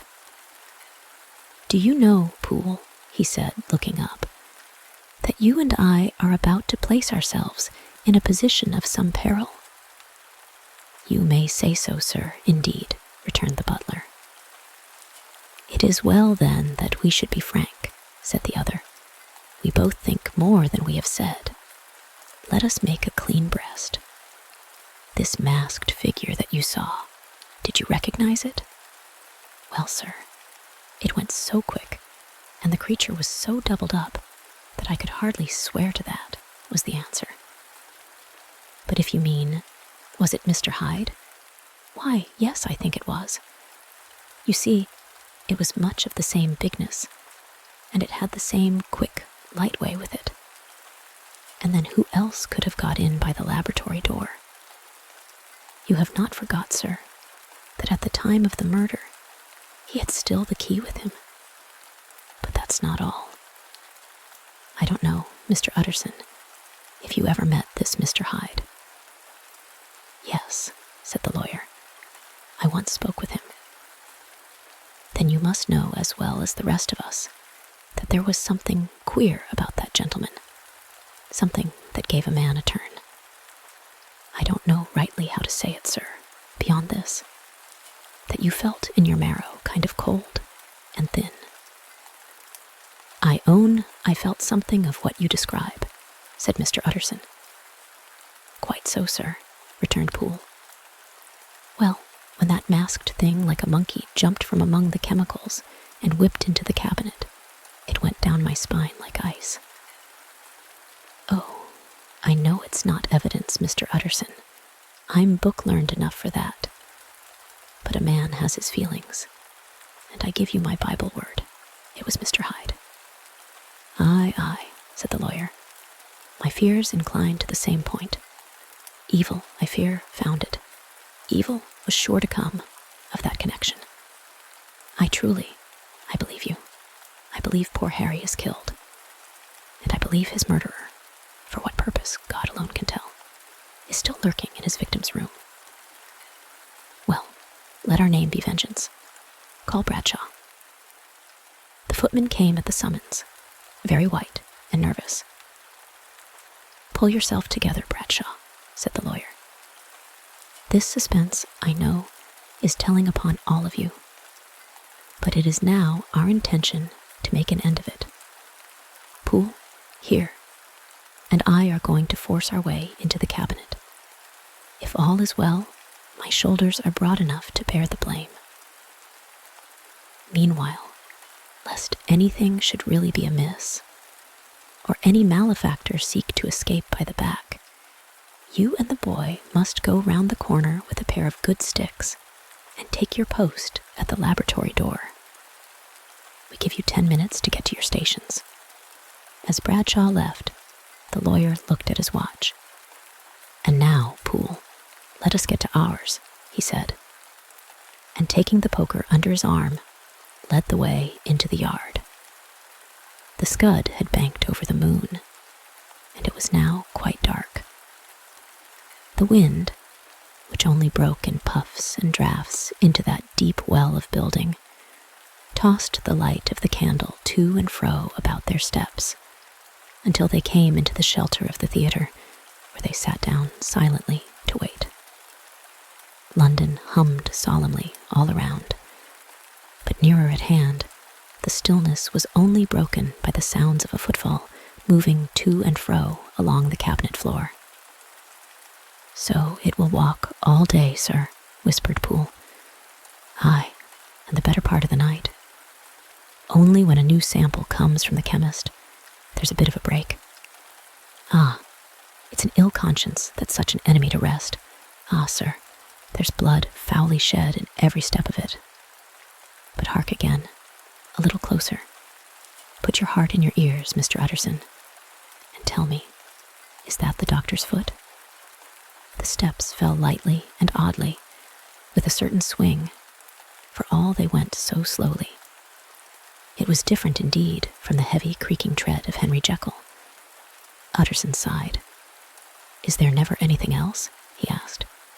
Poole nodded. "Once," he said.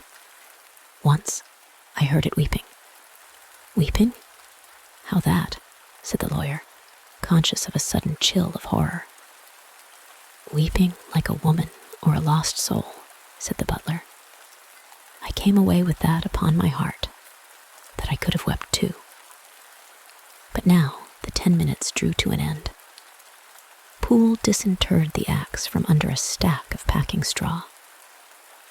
The candle was set upon the nearest table to light them to the attack, and they drew near with bated breath to where that patient foot was still going up and down, in the quiet of the night.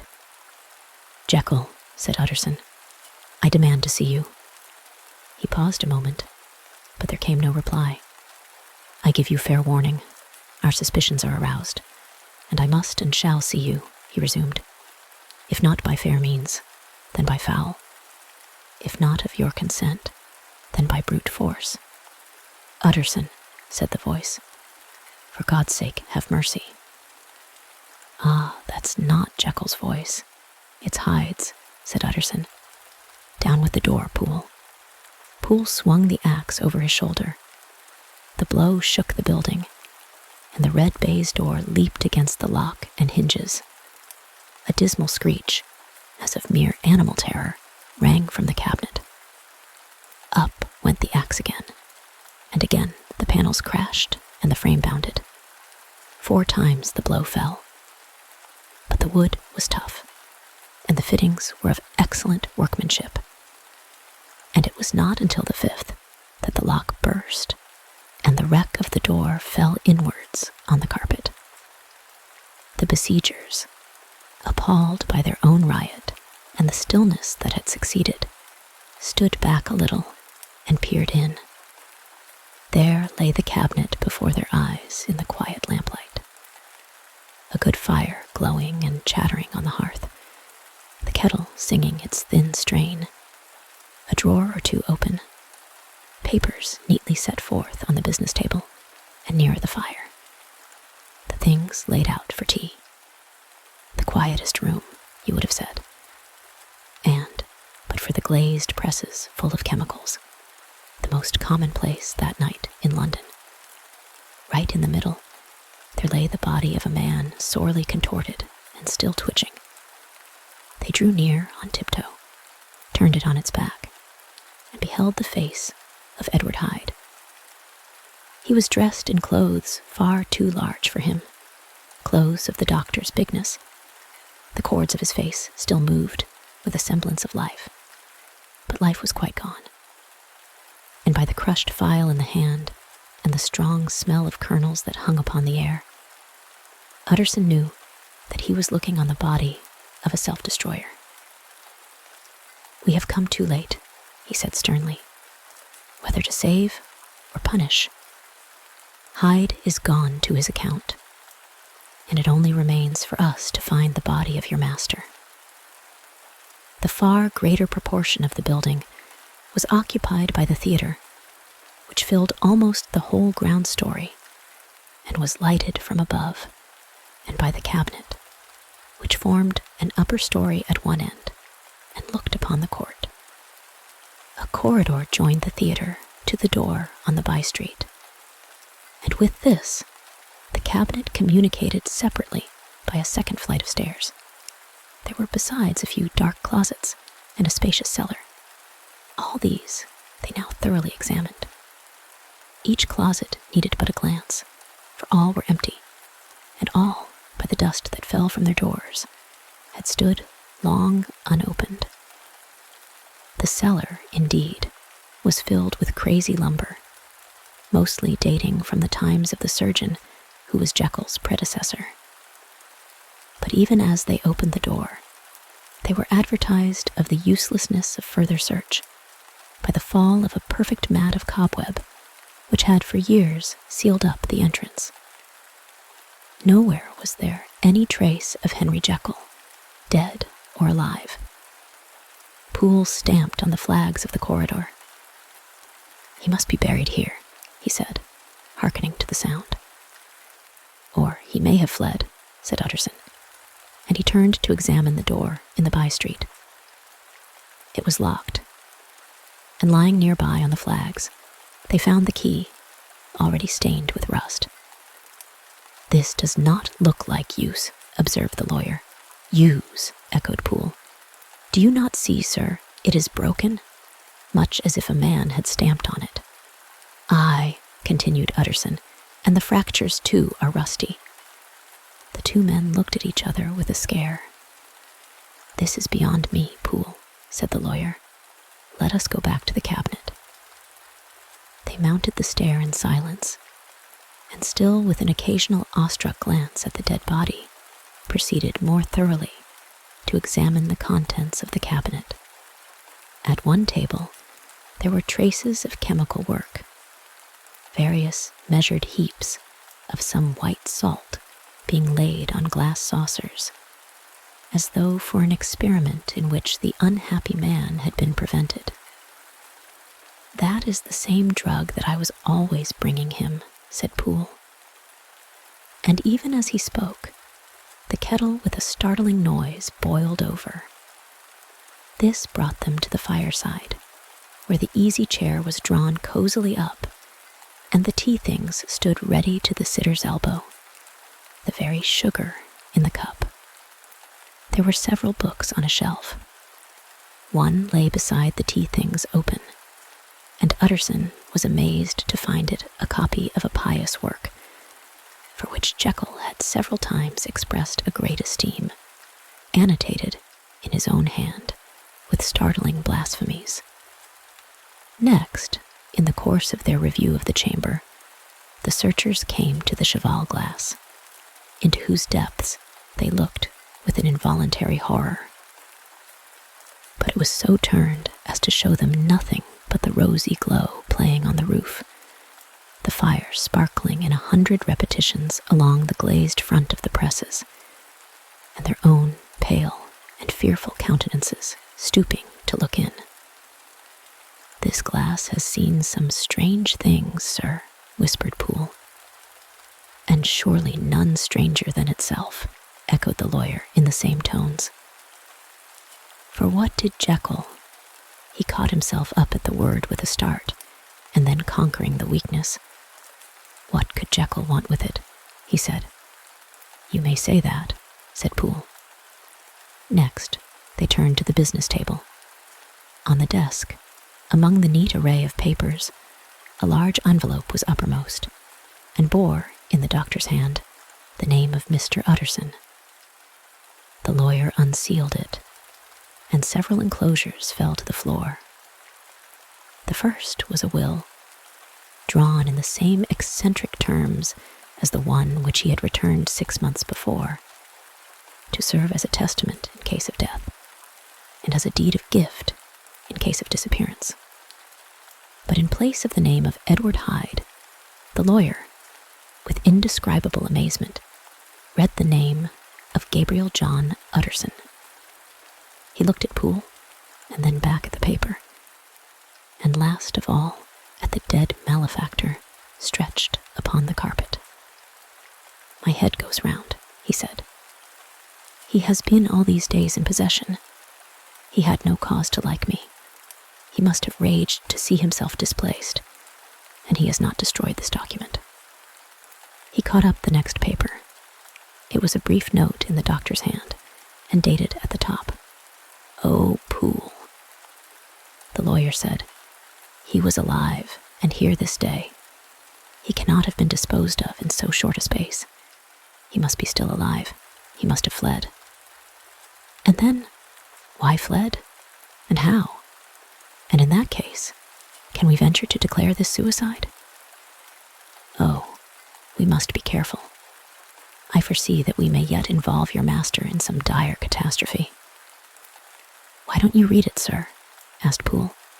"Because I fear," replied the lawyer solemnly. "God grant I have no cause for it." And with that, he brought the paper to his eyes and read as follows. "My dear Utterson, when this shall fall into your hands, I shall have disappeared. Under what circumstances, I have not the penetration to foresee. But my instinct and all the circumstances of my nameless situation tell me that the end is sure and must be early. Go then, and first read the narrative which Lanyon warned me he was to place in your hands. And if you care to hear more, turn to the confession of your unworthy and unhappy friend, Henry Jekyll." "There was a third enclosure?"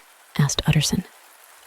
"Here, sir," said Poole, and gave into his hands a considerable packet sealed in several places. The lawyer put it in his pocket. "I would say nothing of this paper. If your master has fled or is dead, we may at least save his credit. It is now 10. I must go home and read these documents in quiet, but I shall be back before midnight, when we shall send for the police."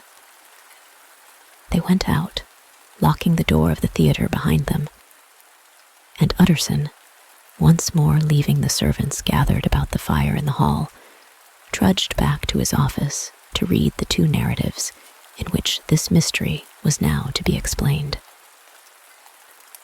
Dr. Lanyon's narrative.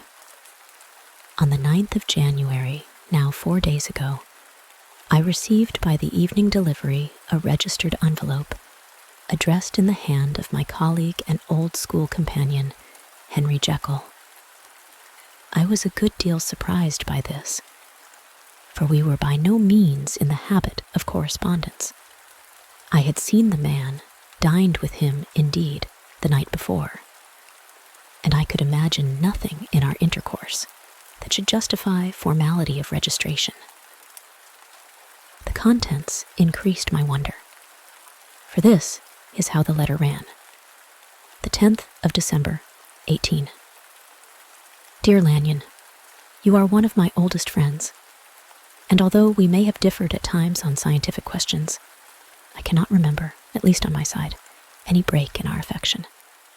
There was never a day when, if you had said to me, Jekyll, my life, my honor, my reason depend upon you, I would not have sacrificed my left hand to help you. Lanyon, my life, my honor, my reason are all at your mercy. If you fail me tonight, I am lost. You might suppose, after this preface, that I am going to ask you for something dishonorable to grant. Judge for yourself. I want you to postpone all other engagements for tonight. Aye, even if you were summoned to the bedside of an emperor, to take a cab, unless your carriage should be actually at the door, and with this letter in your hand for consultation, to drive straight to my house. Poole, my butler, has his orders. You will find him waiting your arrival with a locksmith. The door of my cabinet is then to be forced, and you are to go in alone, to open the glazed press, letter E, on the left hand, breaking the lock if it be shut, and to draw out, with all its contents as they stand, the 4th drawer from the top, or, which is the same thing, the 3rd from the bottom. In my extreme distress of mind, I have a morbid fear of misdirecting you. But even if I am in error, you may know the right drawer by its contents. Some powders, a file, and a paper book. This drawer I beg of you to carry back with you to Cavendish Square, exactly as it stands. That is the first part of the service. Now for the second. You should be back, if you set out at once on the receipt of this, long before midnight. But I will leave you that amount of margin, not only in the fear of one of those obstacles that can neither be prevented nor foreseen, but because an hour when your servants are in bed is to be preferred for what will then remain to do. At midnight, then, I have to ask you to be alone in your consulting room, to admit with your own hand into the house a man who will present himself in my name, and to place in his hands the drawer that you will have brought with you from my cabinet. Then you will have played your part and earned my gratitude completely. 5 minutes afterwards, if you insist upon an explanation, you will have understood that these arrangements are of capital importance, and that by the neglect of one of them, fantastic as they must appear, you might have charged your conscience with my death or the shipwreck of my reason. Confident as I am that you will not trifle with this appeal, my heart sinks and my hand trembles at the bare thought of such a possibility. Think of me at this hour, in a strange place, laboring under a blackness of distress that no fancy can exaggerate, and yet well aware that, if you will but punctually serve me, my troubles will roll away like a story that is told. Serve me, my dear Lanyon, and save your friend, H.J. P.S. I had already sealed this up when a fresh terror struck upon my soul. It is possible that the post office may fail me, and this letter not come into your hands until tomorrow morning. In that case, dear Lanyon, do my errand, when it shall be most convenient for you in the course of the day. And once more expect my messenger at midnight. It may then already be too late, and if that night passes without event, you will know that you have seen the last of Henry Jekyll. Upon the reading of this letter, I made sure my colleague was insane. But till that was proved beyond the possibility of doubt, I felt bound to do as he requested.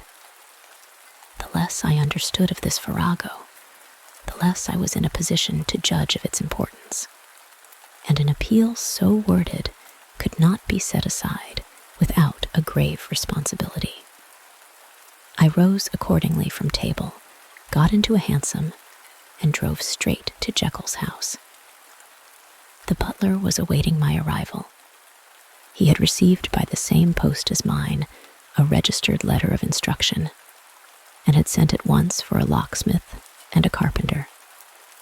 The tradesmen came while we were yet speaking, and we moved in a body to old Dr. Denman's surgical theatre, from which, as you are doubtless aware, Jekyll's private cabinet is most conveniently entered.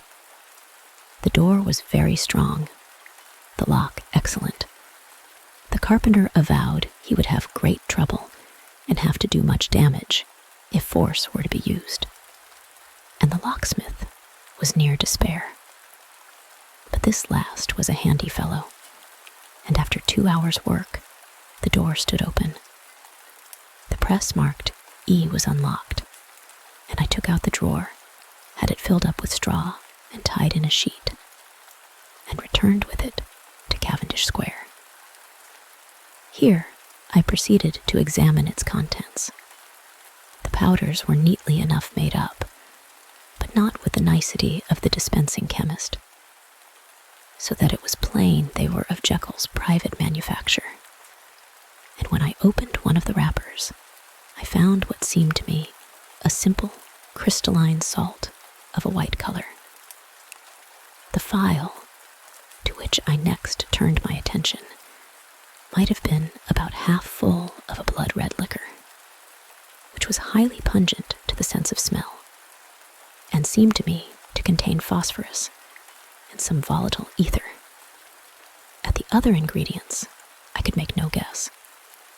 The book was an ordinary version book, and contained little but a series of dates.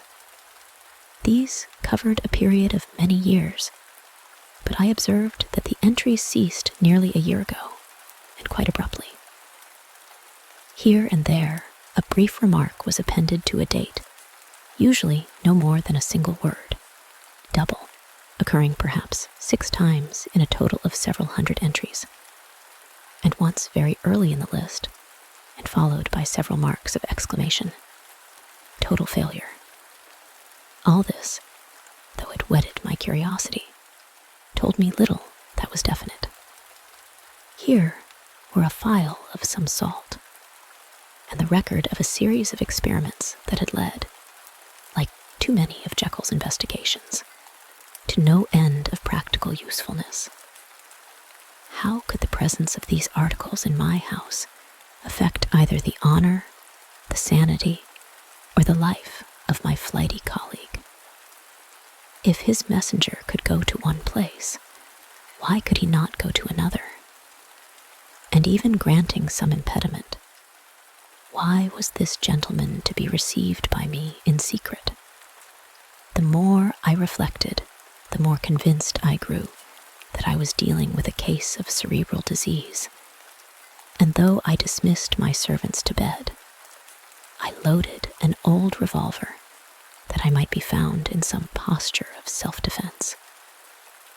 12 o'clock had scarce rung out over London, ere the knocker sounded very gently on the door. I went myself at the summons, and found a small man crouching against the pillars of the portico. "Are you come from Dr. Jekyll?" I asked. He told me yes, by a constrained gesture. And when I had bidden him enter, he did not obey me without a searching backward glance into the darkness of the square.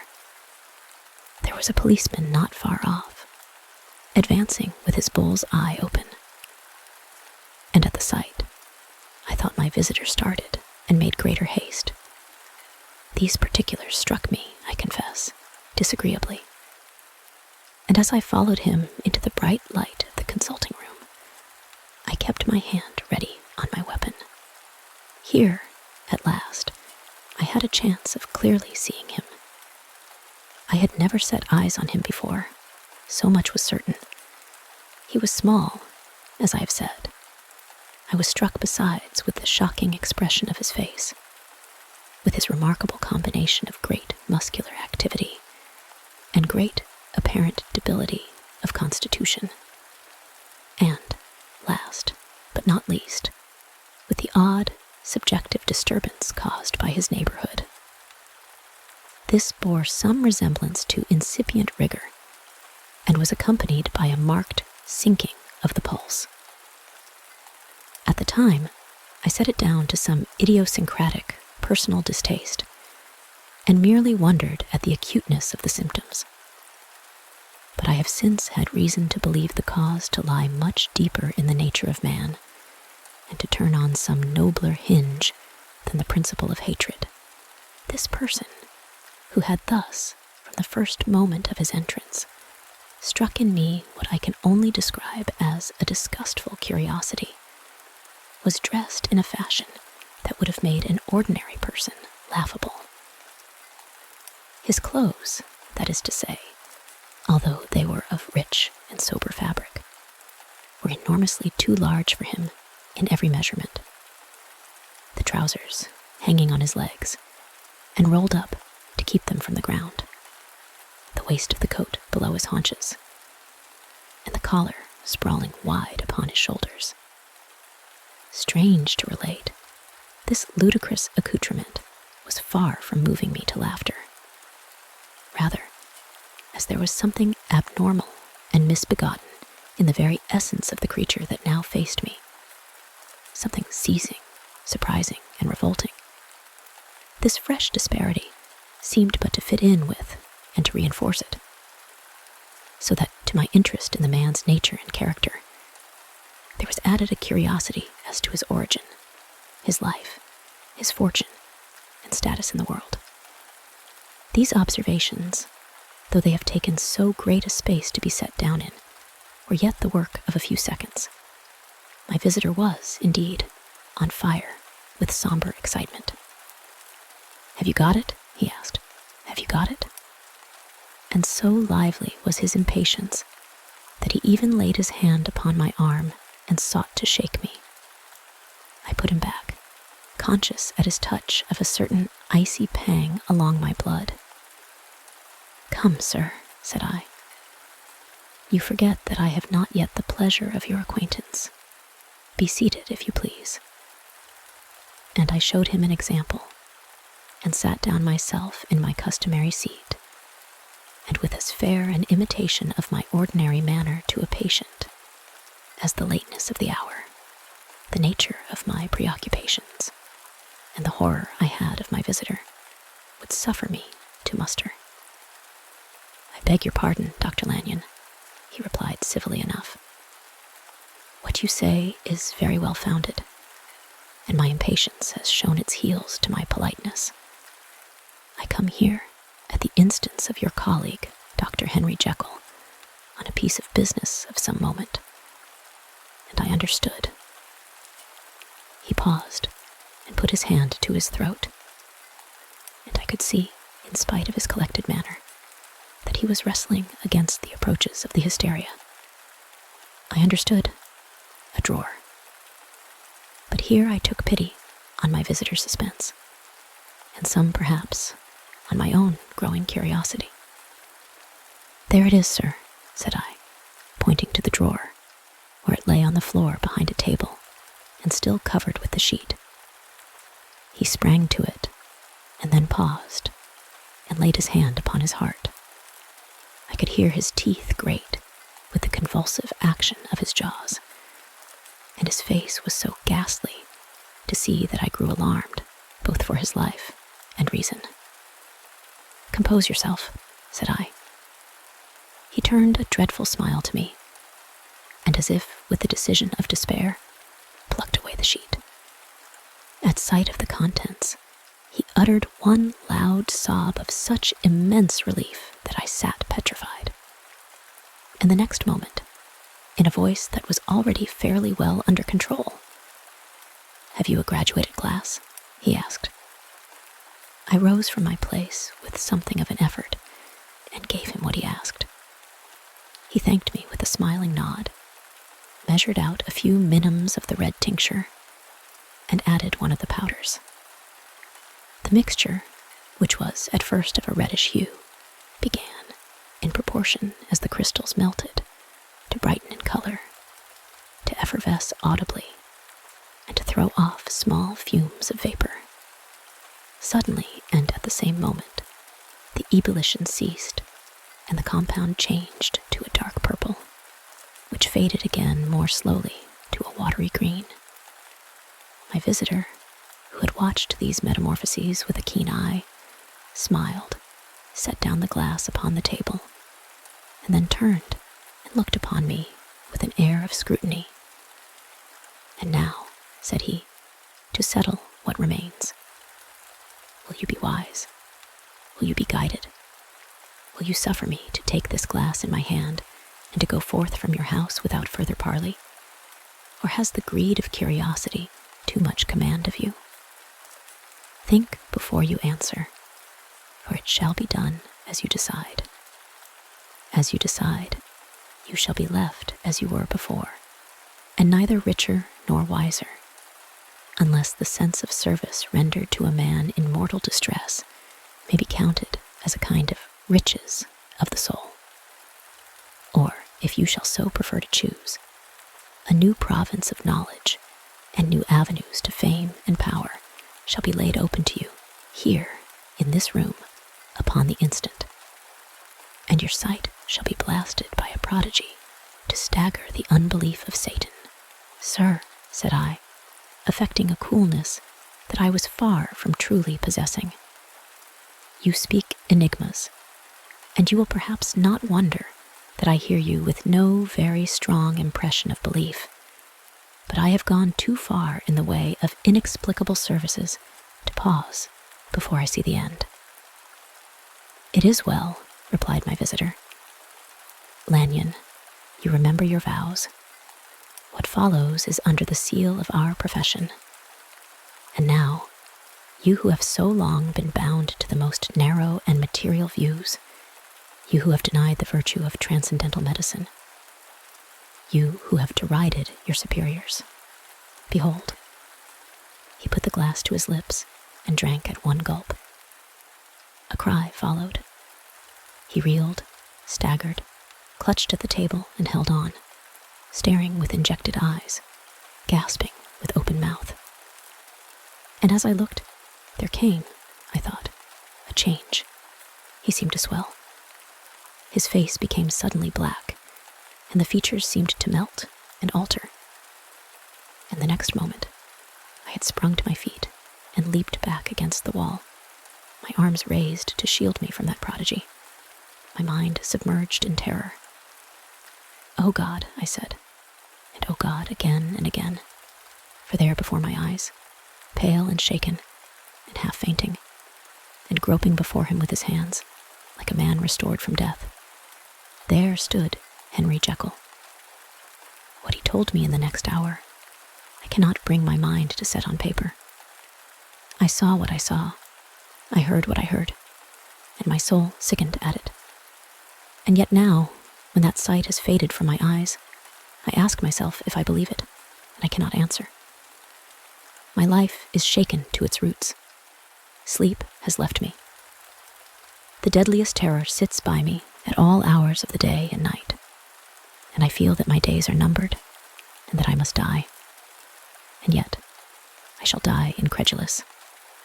As for the moral turpitude that man unveiled to me, even with tears of penitence, I cannot, even in memory, dwell on it without a start of horror. I will say but one thing, Utterson, and that, if you can bring your mind to credit it, will be more than enough. The creature who crept into my house that night was, on Jekyll's own confession, known by the name of Hyde and hunted for in every corner of the land as the murderer of CAREW. Hasty Lanyon. Henry Jekyll's full statement of the case. I was born in the year 18, to a large fortune, endowed besides with excellent parts, inclined by nature to industry, fond of the respect of the wise and good among my fellowmen, and thus, as might have been supposed, with every guarantee of an honorable and distinguished future. And indeed, the worst of my faults was a certain impatient gaiety of disposition, such as has made the happiness of many, but such as I found it hard to reconcile with my imperious desire to carry my head high, and wear a more than commonly grave countenance before the public. Hence, it came about that I concealed my pleasures, and that when I reached years of reflection, and began to look round me and take stock of my progress and position in the world, I stood already committed to a profound duplicity of life. Many a man would have even blazoned such irregularities as I was guilty of, but from the high views that I had set before me, I regarded and hid them with an almost morbid sense of shame. It was thus rather the exacting nature of my aspirations than any particular degradation in my faults that made me what I was, and, with even a deeper trench than in the majority of men, severed in me those provinces of good and ill which divide and compound man's dual nature. In this case, I was driven to reflect deeply and inveterately on that hard law of life, which lies at the root of religion and is one of the most plentiful springs of distress. Though so profound a double-dealer, I was in no sense a hypocrite. Both sides of me were in dead earnest. I was no more myself when I laid aside restraint and plunged in shame than when I labored, in the eye of day, at the furtherance of knowledge or the relief of sorrow and suffering. And it chanced that the direction of my scientific studies, which led wholly towards the mystic and the transcendental, reacted and shed a strong light on this consciousness of the perennial war among my members. With every day, and from both sides of my intelligence, the moral and the intellectual, I thus drew steadily nearer to that truth, by whose partial discovery I have been doomed to such a dreadful shipwreck, that man is not truly one, but truly two. I say two, because the state of my own knowledge does not pass beyond that point. Others will follow. Others will outstrip me on the same lines. And I hazard the guess that man will be ultimately known for a mere polity of multifarious, incongruous, and independent denizens. I, for my part, from the nature of my life, advanced infallibly in one direction, and in one direction only. It was on the moral side, and in my own person, that I learned to recognize the thorough and primitive duality of man. I saw that, of the two natures that contended in the field of my consciousness, even if I could rightly be said to be either, it was only because I was radically both. And from an early date, even before the course of my scientific discoveries had begun to suggest the most naked possibility of such a miracle, I had learned to dwell with pleasure, as a beloved daydream, on the thought of the separation of these elements. If each, I told myself, could be housed in separate identities, life would be relieved of all that was unbearable. The unjust might go his way, delivered from the aspirations and remorse of his more upright twin, and the just could walk steadfastly and securely on his upward path, doing the good things in which he found his pleasure. and no longer exposed to disgrace and penitence by the hands of this extraneous evil. It was the curse of mankind that these incongruous faggots were thus bound together, that in the agonized womb of consciousness, these polar twins should be continuously struggling. How, then, were they dissociated? I was so far in my reflections when, as I have said, a sidelight began to shine upon the subject from the laboratory table. I began to perceive more deeply than it has ever yet been stated the trembling immateriality, the mist-like transience of this seemingly so solid body in which we walk attired. Certain agents I found to have the power to shake and pluck back that fleshly vestment, even as a wind might toss the curtains of a pavilion. For two good reasons, I will not enter deeply into this scientific branch of my confession. First, because I have been made to learn that the doom and burthen of our life is bound forever on man's shoulders, and when the attempt is made to cast it off, it but returns upon us with more unfamiliar and more awful pressure. Second, because, as my narrative will make, alas, too evident, my discoveries were incomplete.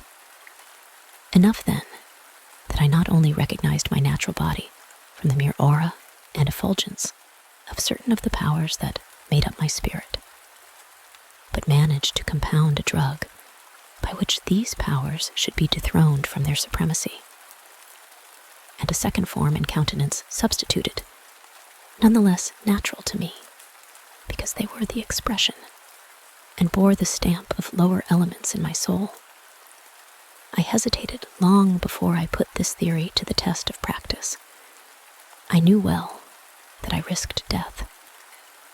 For any drug that so potently controlled and shook the very fortress of identity might, by the least scruple of an overdose, or at the least inopportunity in the moment of exhibition, utterly blot out that immaterial tabernacle which I looked to it to change. But the temptation of a discovery so singular and profound at last overcame the suggestions of alarm. I had long since prepared my tincture. I purchased at once, from a firm of wholesale chemists, a large quantity of a particular salt, which I knew, from my experiments, to be the last ingredient required. And late, one accursed night, I compounded the elements, watched them boil and smoke together in the glass, and when the ebullition had subsided, with a strong glow of courage, drank off the potion. The most racking pangs succeeded, a grinding in the bones, deadly nausea, and a horror of the spirit that cannot be exceeded at the hour of birth or death. Then these agonies began swiftly to subside, and I came to myself as if out of a great sickness. There was something strange in my sensations, something indescribably new, and, from its very novelty, incredibly sweet. I felt younger, lighter, happier in body. Within, I was conscious of a heady recklessness, a current of disordered sensual images running like a mill race in my fancy, a solution of the bonds of obligation, an unknown, but not an innocent freedom of the soul. I knew myself, at the first breath of this new life, to be more wicked, tenfold more wicked, sold a slave to my original evil, and the thought, in that moment, braced and delighted me like wine. I stretched out my hands, exulting in the freshness of these sensations.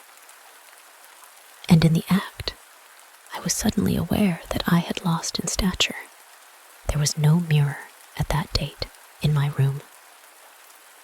That which stands beside me as I write was brought there later on, and for the very purpose of these transformations. The night, however, was far gone into the morning. The morning, black as it was nearly ripe for the conception of the day. The inmates of my house were locked in the most rigorous hours of slumber, and I determined, flushed as I was with hope and triumph, to venture in my new shape as far as to my bedroom. I crossed the yard, wherein the constellations looked down upon me. I could have thought, with wonder, the first creature of that sort, that their unsleeping vigilance had yet disclosed to them.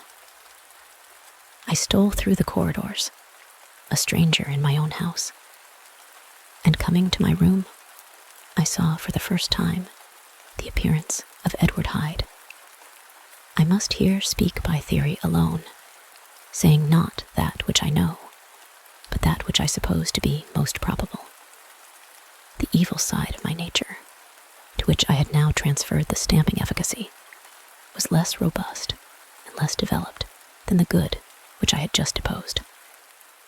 Again, in the course of my life, which had been, after all, 9/10 a life of effort, virtue, and control, it had been much less exercised and much less exhausted.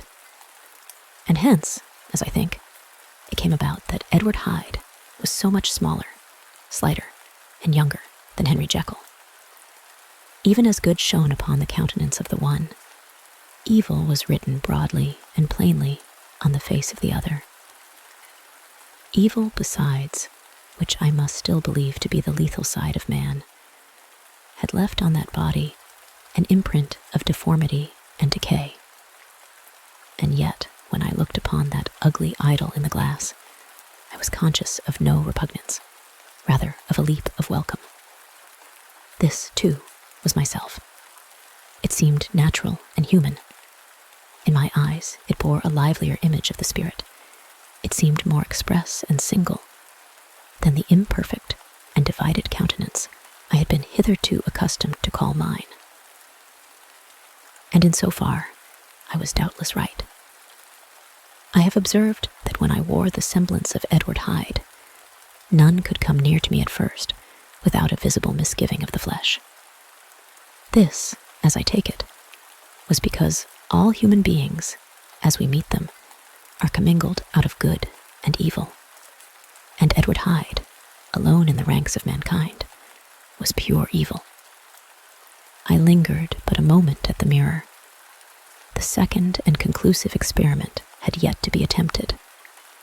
It yet remained to be seen if I had lost my identity beyond redemption, and must flee before daylight from a house that was no longer mine. And hurrying back to my cabinet, I once more prepared and drank the cup, once more suffered the pangs of dissolution, and came to myself once more with the character, the stature, and the face of Henry Jekyll. That night I had come to the fatal crossroads.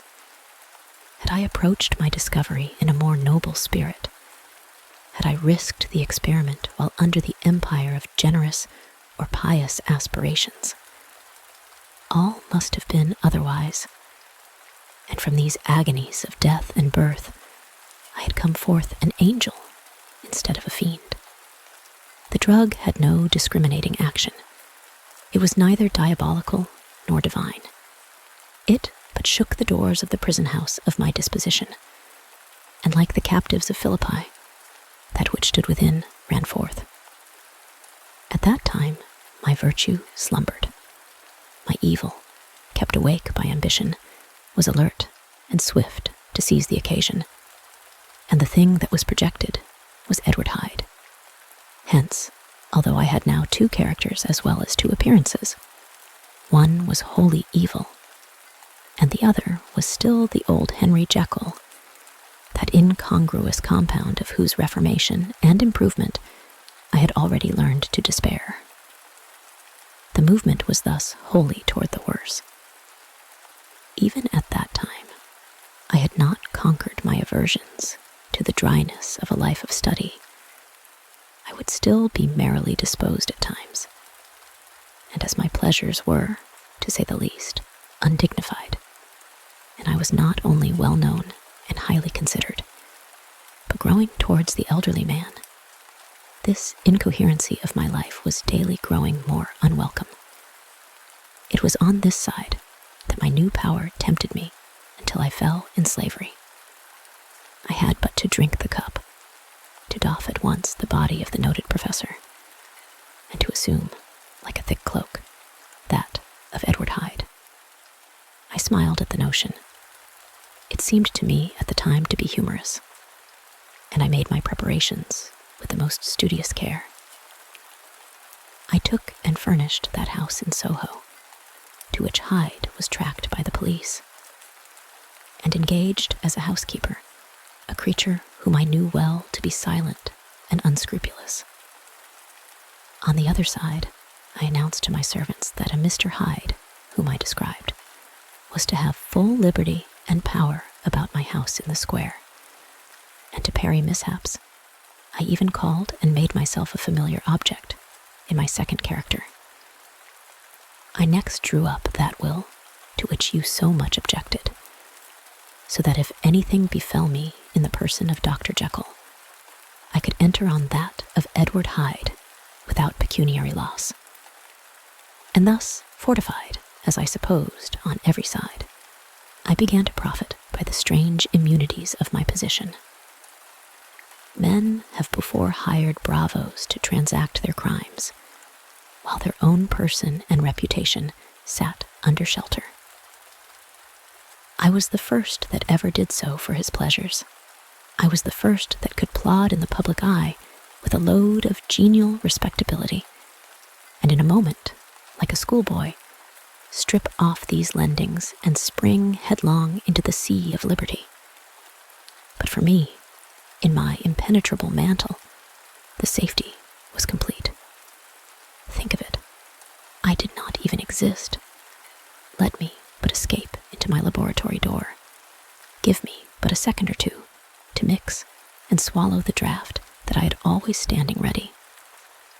And whatever he had done, Edward Hyde would pass away like the stain of breath upon a mirror. And there, in his stead, quietly at home, trimming the midnight lamp in his study, a man who could afford to laugh at suspicion, would be Henry Jekyll. The pleasures which I made haste to seek in my disguise were, as I have said, undignified. I would scarce use a harder term. But in the hands of Edward Hyde, they soon began to turn toward the monstrous. When I would come back from these excursions, I was often plunged into a kind of wonder at my vicarious depravity. This familiar that I called out of my own soul and sent forth alone to do his good pleasure was a being inherently malign and villainous. His every act and thought centered on self, drinking pleasure with bestial avidity from any degree of torture to another, relentless like a man of stone. Henry Jekyll stood at times aghast before the acts of Edward Hyde, but the situation was apart from ordinary laws, and insidiously relaxed the grasp of conscience. It was Hyde, after all, and Hyde alone, that was guilty. Jekyll was no worse. He woke again to his good qualities, seemingly unimpaired. He would even make haste, where it was possible, to undo the evil done by Hyde. And thus his conscience slumbered. Into the details of the infamy at which I thus connived, for even now I can scarce grant that I committed it, I have no design of entering.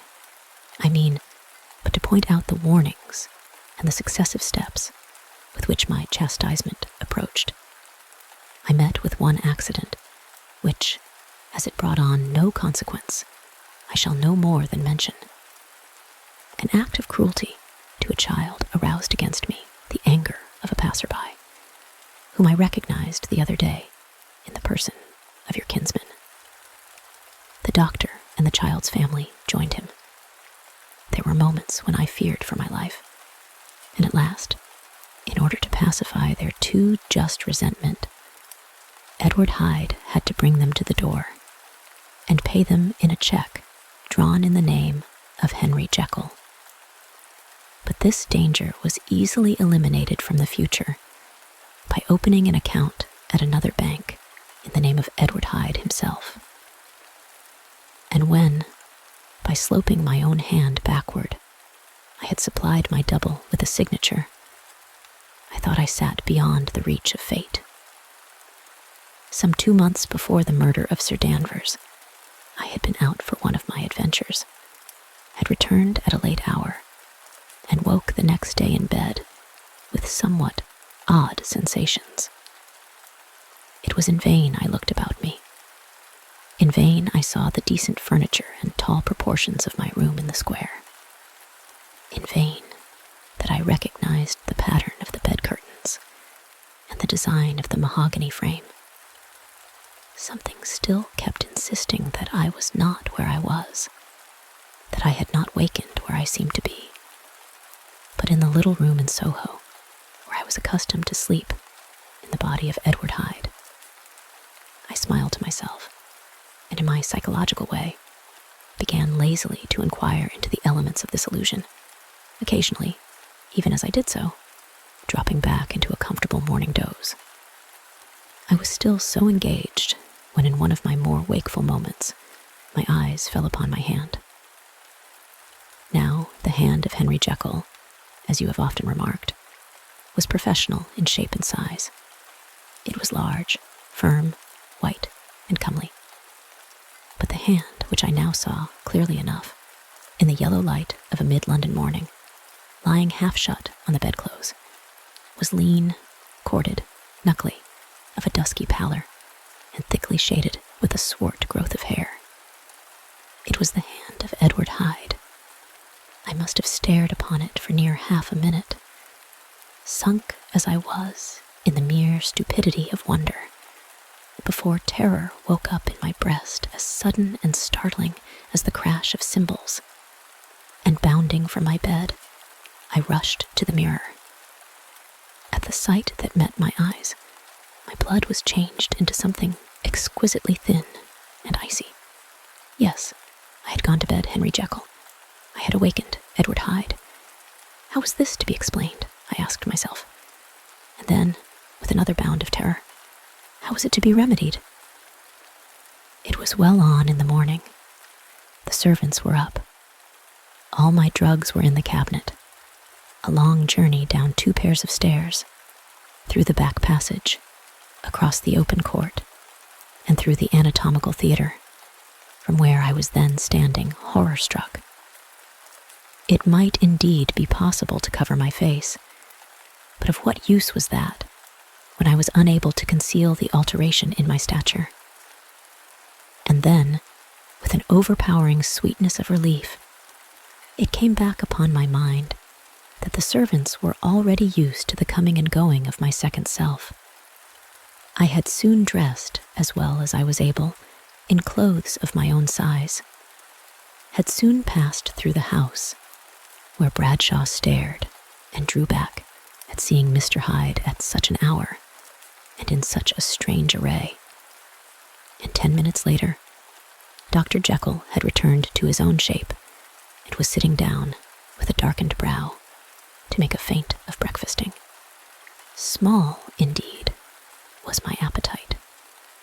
This inexplicable incident, this reversal of my previous experience, seemed, like the Babylonian finger on the wall, to be spelling out the letters of my judgment, and I began to reflect more seriously than ever before on the issues and possibilities of my double existence. That part of me which I had the power of projecting had lately been much exercised and nourished. It had seemed to me of late as though the body of Edward Hyde had grown in stature, as though, when I wore that form, I were conscious of a more generous tide of blood. And I began to spy a danger that, if this were much prolonged, the balance of my nature might be permanently overthrown, the power of voluntary change be forfeited, and the character of Edward Hyde become irrevocably mine. The power of the drug had not been always equally displayed. Once, very early in my career, it had totally failed me, Since then, I had been obliged on more than one occasion to double, and once, with infinite risk of death, to treble the amount. And these rare uncertainties had cast hitherto the sole shadow on my contentment. Now, however, and in the light of that morning's accident, I was led to remark that whereas, in the beginning, the difficulty had been to throw off the body of Jekyll, it had of late gradually but decidedly transferred itself to the other side. All things, therefore, seemed to point to this, that I was slowly losing hold of my original and better self, and becoming slowly incorporated with my second and worse. Between these two, I now felt I had to choose. My two natures had memory in common, but all other faculties were most unequally shared between them. Jekyll, who was composite, now with the most sensitive apprehensions, now with a greedy gusto, projected and shared in the pleasures and adventures of Hyde. But Hyde was indifferent to Jekyll, but remembered him as the mountain bandit remembers the cavern in which he conceals himself from pursuit. Jekyll had more than a father's interest. Hyde had more than a son's indifference. To cast in my lot with Jekyll was to die to those appetites which I had long secretly indulged and had of late begun to pamper. To cast it in with Hyde was to die to 1,000 interests and aspirations, and to become, at a blow and forever, despised and friendless. The bargain might appear unequal, but there was still another consideration in the scales. For while Jekyll would suffer smartingly in the fires of abstinence, Hyde would be not even conscious of all that he had lost. Strange as my circumstances were, the terms of this debate are as old and commonplace as man. Much the same inducements and alarms cast the die for any tempted and trembling sinner. And it fell out with me, as it falls with so vast a majority of my fellows, that I chose the better part, and was found wanting in the strength to keep to it. Yes, I preferred the elderly and discontented doctor, surrounded by friends and cherishing honest hopes, and bade a resolute farewell to the liberty, the comparative youth, the light step, leaping impulses and secret pleasures that I had enjoyed in the disguise of Hyde. I made this choice, perhaps, with some unconscious reservation, for I neither gave up the house in Soho, nor destroyed the clothes of Edward Hyde, which still lay ready in my cabinet.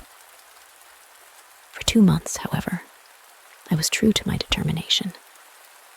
For 2 months, I led a life of such severity as I had never before attained to, and enjoyed the compensations of an approving conscience. But time began at last to obliterate the freshness of my alarm. The praises of conscience began to grow into a thing of course. I began to be tortured with throes and longings, as of Hyde struggling after freedom. And at last, in an hour of moral weakness, I once again compounded and swallowed the transforming draught. I do not suppose that, when a drunkard reasons with himself upon his vice, he is once out of 500 times affected by the dangers that he runs through his brutish, physical insensibility. Neither had I, long as I had considered my position, made enough allowance for the complete moral insensibility and insensate readiness to evil, which were the leading characters of Edward Hyde. Yet it was by these that I was punished. My devil had been long caged. He came out roaring. I was conscious, even when I took the draught, of a more unbridled, a more furious propensity to ill. It must have been this, I suppose, that stirred in my soul that tempest of impatience with which I listened to the civilities of my unhappy victim. I declare, at least, before God, no man morally sane could have been guilty of that crime upon so pitiful a provocation, and that I struck in no more reasonable spirit than that in which a sick child may break a plaything. But I had voluntarily stripped myself of all those balancing instincts by which even the worst of us continues to walk with some degree of steadiness among temptations. And in my case, to be tempted, however slightly, was to fall. Instantly, the spirit of hell awoke in me and raged. With a transport of glee, I mauled the unresisting body, tasting delight from every blow. And it was not till weariness had begun to succeed that I was suddenly, in the top fit of my delirium, struck through the heart by a cold thrill of terror. A mist dispersed. I saw my life to be forfeit, and fled from the scene of these excesses, at once glorying and trembling, my lust of evil gratified and stimulated, my love of life screwed to the topmost peg. I ran to the house in Soho, and, to make assurance doubly sure, destroyed my papers. Thence I set out through the lamplit streets, in the same divided ecstasy of mind, gloating on my crime, light-headedly devising others in the future, and yet still hastening and still hearkening in my wake for the steps of the avenger. Hyde had a song upon his lips as he compounded the draught, and as he drank it, pledged the dead man. The pangs of transformation had not done tearing him.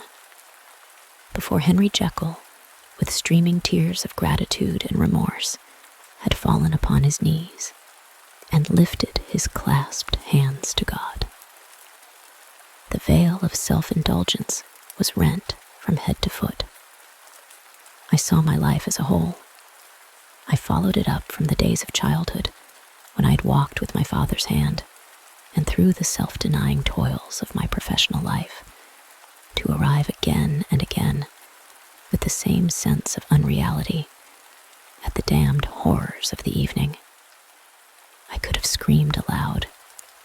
I sought with tears and prayers to smother down the crowd of hideous images and sounds with which my memory swarmed against me. And still, between the petitions, the ugly face of my iniquity stared into my soul. As the acuteness of this remorse began to die away, it was succeeded by a sense of joy. The problem of my conduct was solved. Hyde was thenceforth impossible. Whether I would or not, I was now confined to the better part of my existence. And oh, how I rejoiced to think of it. With what willing humility I embraced anew the restrictions of natural life. With what sincere renunciation I locked the door by which I had so often gone and come, and ground the key under my heel. The next day came the news that the murder had not been overlooked, that the guilt of Hyde was patent to the world, and that the victim was a man high in public estimation. It was not only a crime, it had been a tragic folly. I think I was glad to know it. I think I was glad to have my better impulses thus buttressed and guarded by the terrors of the scaffold. Jekyll was now my city of refuge. Let but Hyde peep out an instant, and the hands of all men would be raised to take and slay him. I resolved in my future conduct to redeem the past, and I can say with honesty that my resolve was fruitful of some good. You know yourself how earnestly, in the last months of the last year, I labored to relieve suffering. You know that much was done for others, and that the days passed quietly, almost happily for myself. Nor can I truly say that I wearied of this beneficent and innocent life. I think instead that I daily enjoyed it more completely. But I was still cursed with my duality of purpose, and as the first edge of my penitence wore off, the lower side of me, so long indulged, so recently chained down, began to growl for license. Not that I dreamed of resuscitating Hyde. The bare idea of that would startle me to frenzy. No, it was in my own person that I was once more tempted to trifle with my conscience. And it was as an ordinary secret sinner that I at last fell before the assaults of temptation. There comes an end to all things. The most capacious measure is filled at last. And this brief condescension to my evil finally destroyed the balance of my soul. And yet, I was not alarmed. The fall seemed natural, like a return to the old days before I had made my discovery. It was a fine, clear January day, wet underfoot where the frost had melted, but cloudless overhead, and the Regent's Park was full of winter chirrupings and sweet with spring odors. I sat in the sun on a bench, the animal within me licking the chops of memory, the spiritual side a little drowsed, promising subsequent penitence, but not yet moved to begin.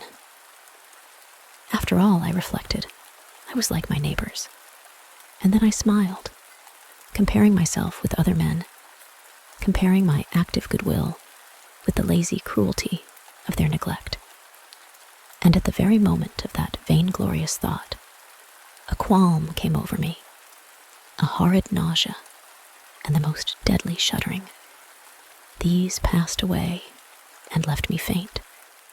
And then, as in its turn faintness subsided, I began to be aware of a change in the temper of my thoughts, a greater boldness, a contempt of danger, a solution of the bonds of obligation.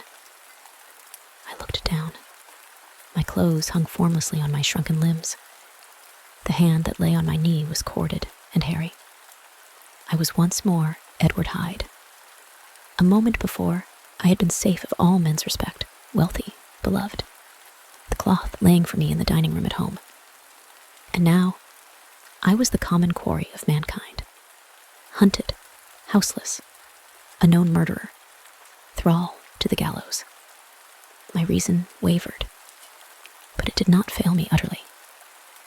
I have more than once observed that in my second character, my faculties seemed sharpened to a point, and my spirits more tensely elastic. Thus it came about that, where Jekyll perhaps might have succumbed, Hyde rose to the importance of the moment. My drugs were in one of the presses of my cabinet. How was I to reach them? That was the problem that, crushing my temples in my hands, I set myself to solve. The laboratory door I had closed. If I sought to enter by the house, my own servants would consign me to the gallows. I saw I must employ another hand, and thought of Lanyon. How was he to be reached? How persuaded? Supposing that I escaped capture in the streets, how was I to make my way into his presence? And how should I, an unknown and displeasing visitor, prevail on the famous physician to rifle the study of his colleague, Dr. Jekyll? Then I remembered that of my original character, one part remained to me. I could write my own hand. And once I had conceived that kindling spark, the way that I must follow became lighted up from end to end. Thereupon, I arranged my clothes as best I could, and summoning a passing hansom, drove to an hotel in Portland Street, the name of which I chanced to remember. At my appearance, which was indeed comical enough, however tragic a fate these garments covered, the driver could not conceal his mirth. I gnashed my teeth upon him with a gust of devilish fury, and the smile withered from his face, happily for him, yet more happily for myself, for in another instant I had certainly dragged him from his perch. At the inn, as I entered, I looked about me with so black a countenance as made the attendants tremble. Not a look did they exchange in my presence, but obsequiously took my orders, led me to a private room, and brought me wherewithal to write. Hyde, in danger of his life, was a creature new to me. Shaken with inordinate anger, strung to the pitch of murder, lusting to inflict pain.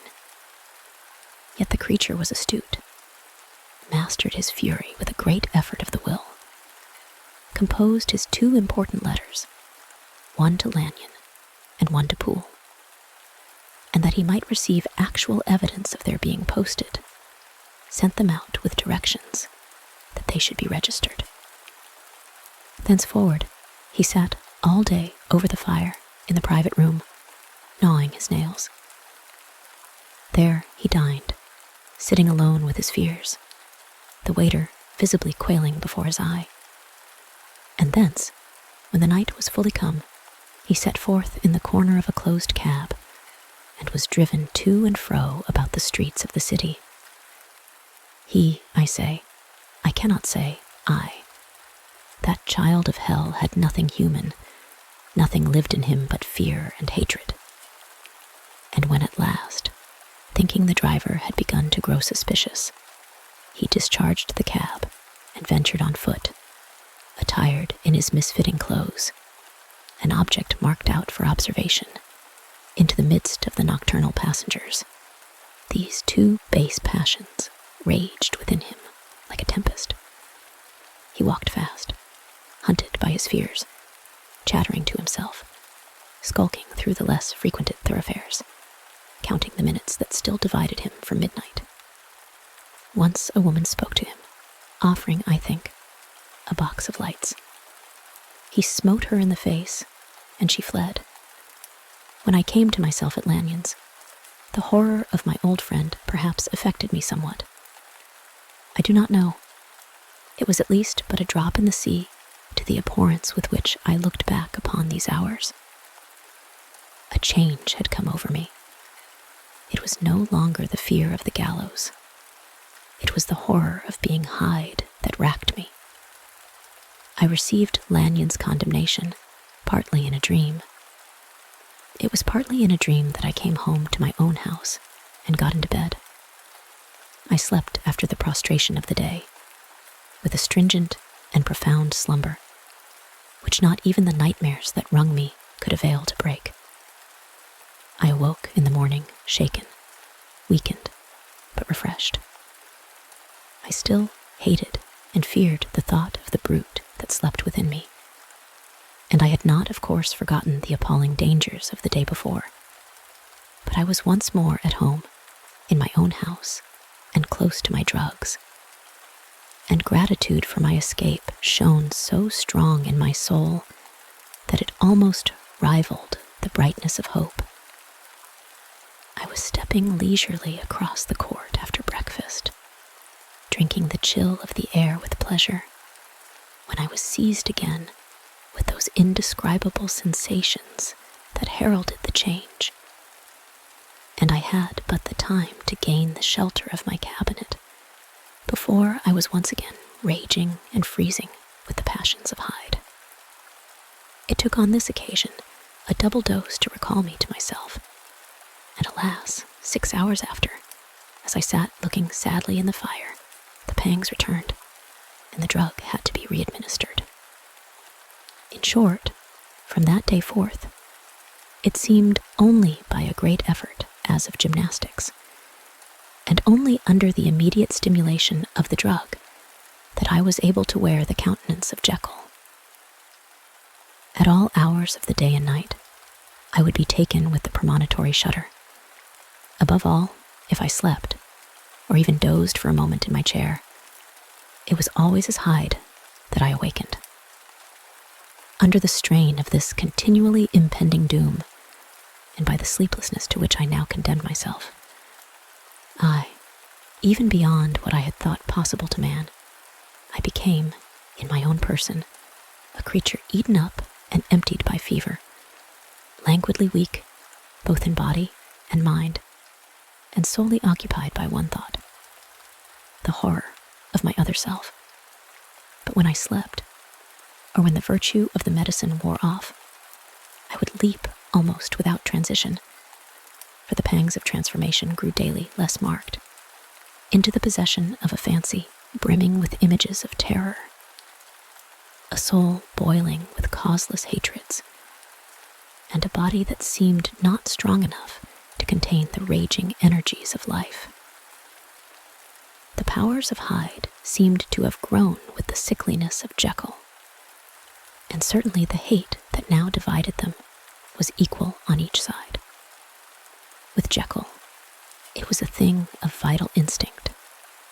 He had now seen the full deformity of that creature that shared with him some of the phenomena of consciousness, and was co-heir with him to death. And beyond these links of community, which in themselves made the most poignant part of his distress, he thought of Hyde, for all his energy of life, as of something not only hellish, but inorganic. This was the shocking thing, that the slime of the pit seemed to utter cries and voices, that the amorphous dust gesticulated and sinned, that what was dead and had no shape should usurp the offices of life. And this again, that insurgent horror was knit to him closer than a wife, closer than an eye, lay caged in his flesh, where he heard it mutter and felt it struggle to be born. And at every hour of weakness, and in the confidence of slumber, prevailed against him and deposed him out of life. The hatred of Hyde for Jekyll was of a different order. His terror of the gallows drove him continually to commit temporary suicide and return to his subordinate station of a part instead of a person. But he loathed the necessity. He loathed the despondency into which Jekyll was now fallen, and he resented the dislike with which he was himself regarded. Hence, the ape-like tricks that he would play me, scrawling in my own hand blasphemies on the pages of my books, burning the letters, and destroying the portrait of my father. And indeed, had it not been for his fear of death, he would long ago have ruined himself in order to involve me in the ruin. But his love of life is wonderful. I go further. I, who sicken and freeze at the mere thought of him, when I recall the objection and passion of this attachment, and when I know how he fears my power to cut him off by suicide, I find it in my heart to pity him. It is useless, and the time awfully fails me to prolong this description. No one has ever suffered such torments. Let that suffice. And yet even to these, habit brought, no, not alleviation, but a certain callousness of soul, a certain acquiescence of despair, and my punishment might have gone on for years, but for the last calamity which has now fallen, and which has finally severed me from my own face and nature. My provision of the salt, which had never been renewed since the date of the first experiment, began to run low. I sent out for a fresh supply and mixed the draught. The ebullition followed, and the first change of color, not the second. I drank it, and it was without efficiency. You will learn from Poole how I have had London ransacked. It was in vain, and I am now persuaded that my first supply was impure, and that it was that unknown impurity which lent efficacy to the draught. About a week has passed, and I am now finishing this statement under the influence of the last of the old powders. This, then, is the last time, short of a miracle, that Henry Jekyll can think his own thoughts, or see his own face, now how sadly altered, in the glass. Nor must I delay too long to bring my writing to an end. For if my narrative has hitherto escaped destruction, it has been by a combination of great prudence and great good luck. Should the throes of change take me in the act of writing it, Hyde will tear it in pieces. But if some time shall have elapsed after I have laid it by, his wonderful selfishness and circumscription to the moment will probably save it once again from the action of his ape-like spite. And indeed, the doom that is closing on us both has already changed and crushed him. Half an hour from now, when I shall again and forever re-endue that hated personality, I know how I shall sit shuddering and weeping in my chair, or continue with the most strained and fear-struck ecstasy of listening, to pace up and down this room, my last earthly refuge, and give ear to every sound of menace. Will Hyde die upon the scaffold? Or will he find courage to release himself at the last moment? God knows, I am careless. This is my true hour of death, and what is to follow concerns another than myself. Here then, as I lay down the pen and proceed to seal up my confession, I bring the life of that unhappy Henry Jekyll to an end. And that brings us to the end of this evening's story. Thank you for taking the time to listen along with me this evening. I hope this has helped to relax you and that you have enjoyed the story. If there are any stories you would like to hear in the future, please leave a comment in the section below. And please consider subscribing so that you won't miss out on all the stories coming to the channel very soon. And until next time, goodbye for now.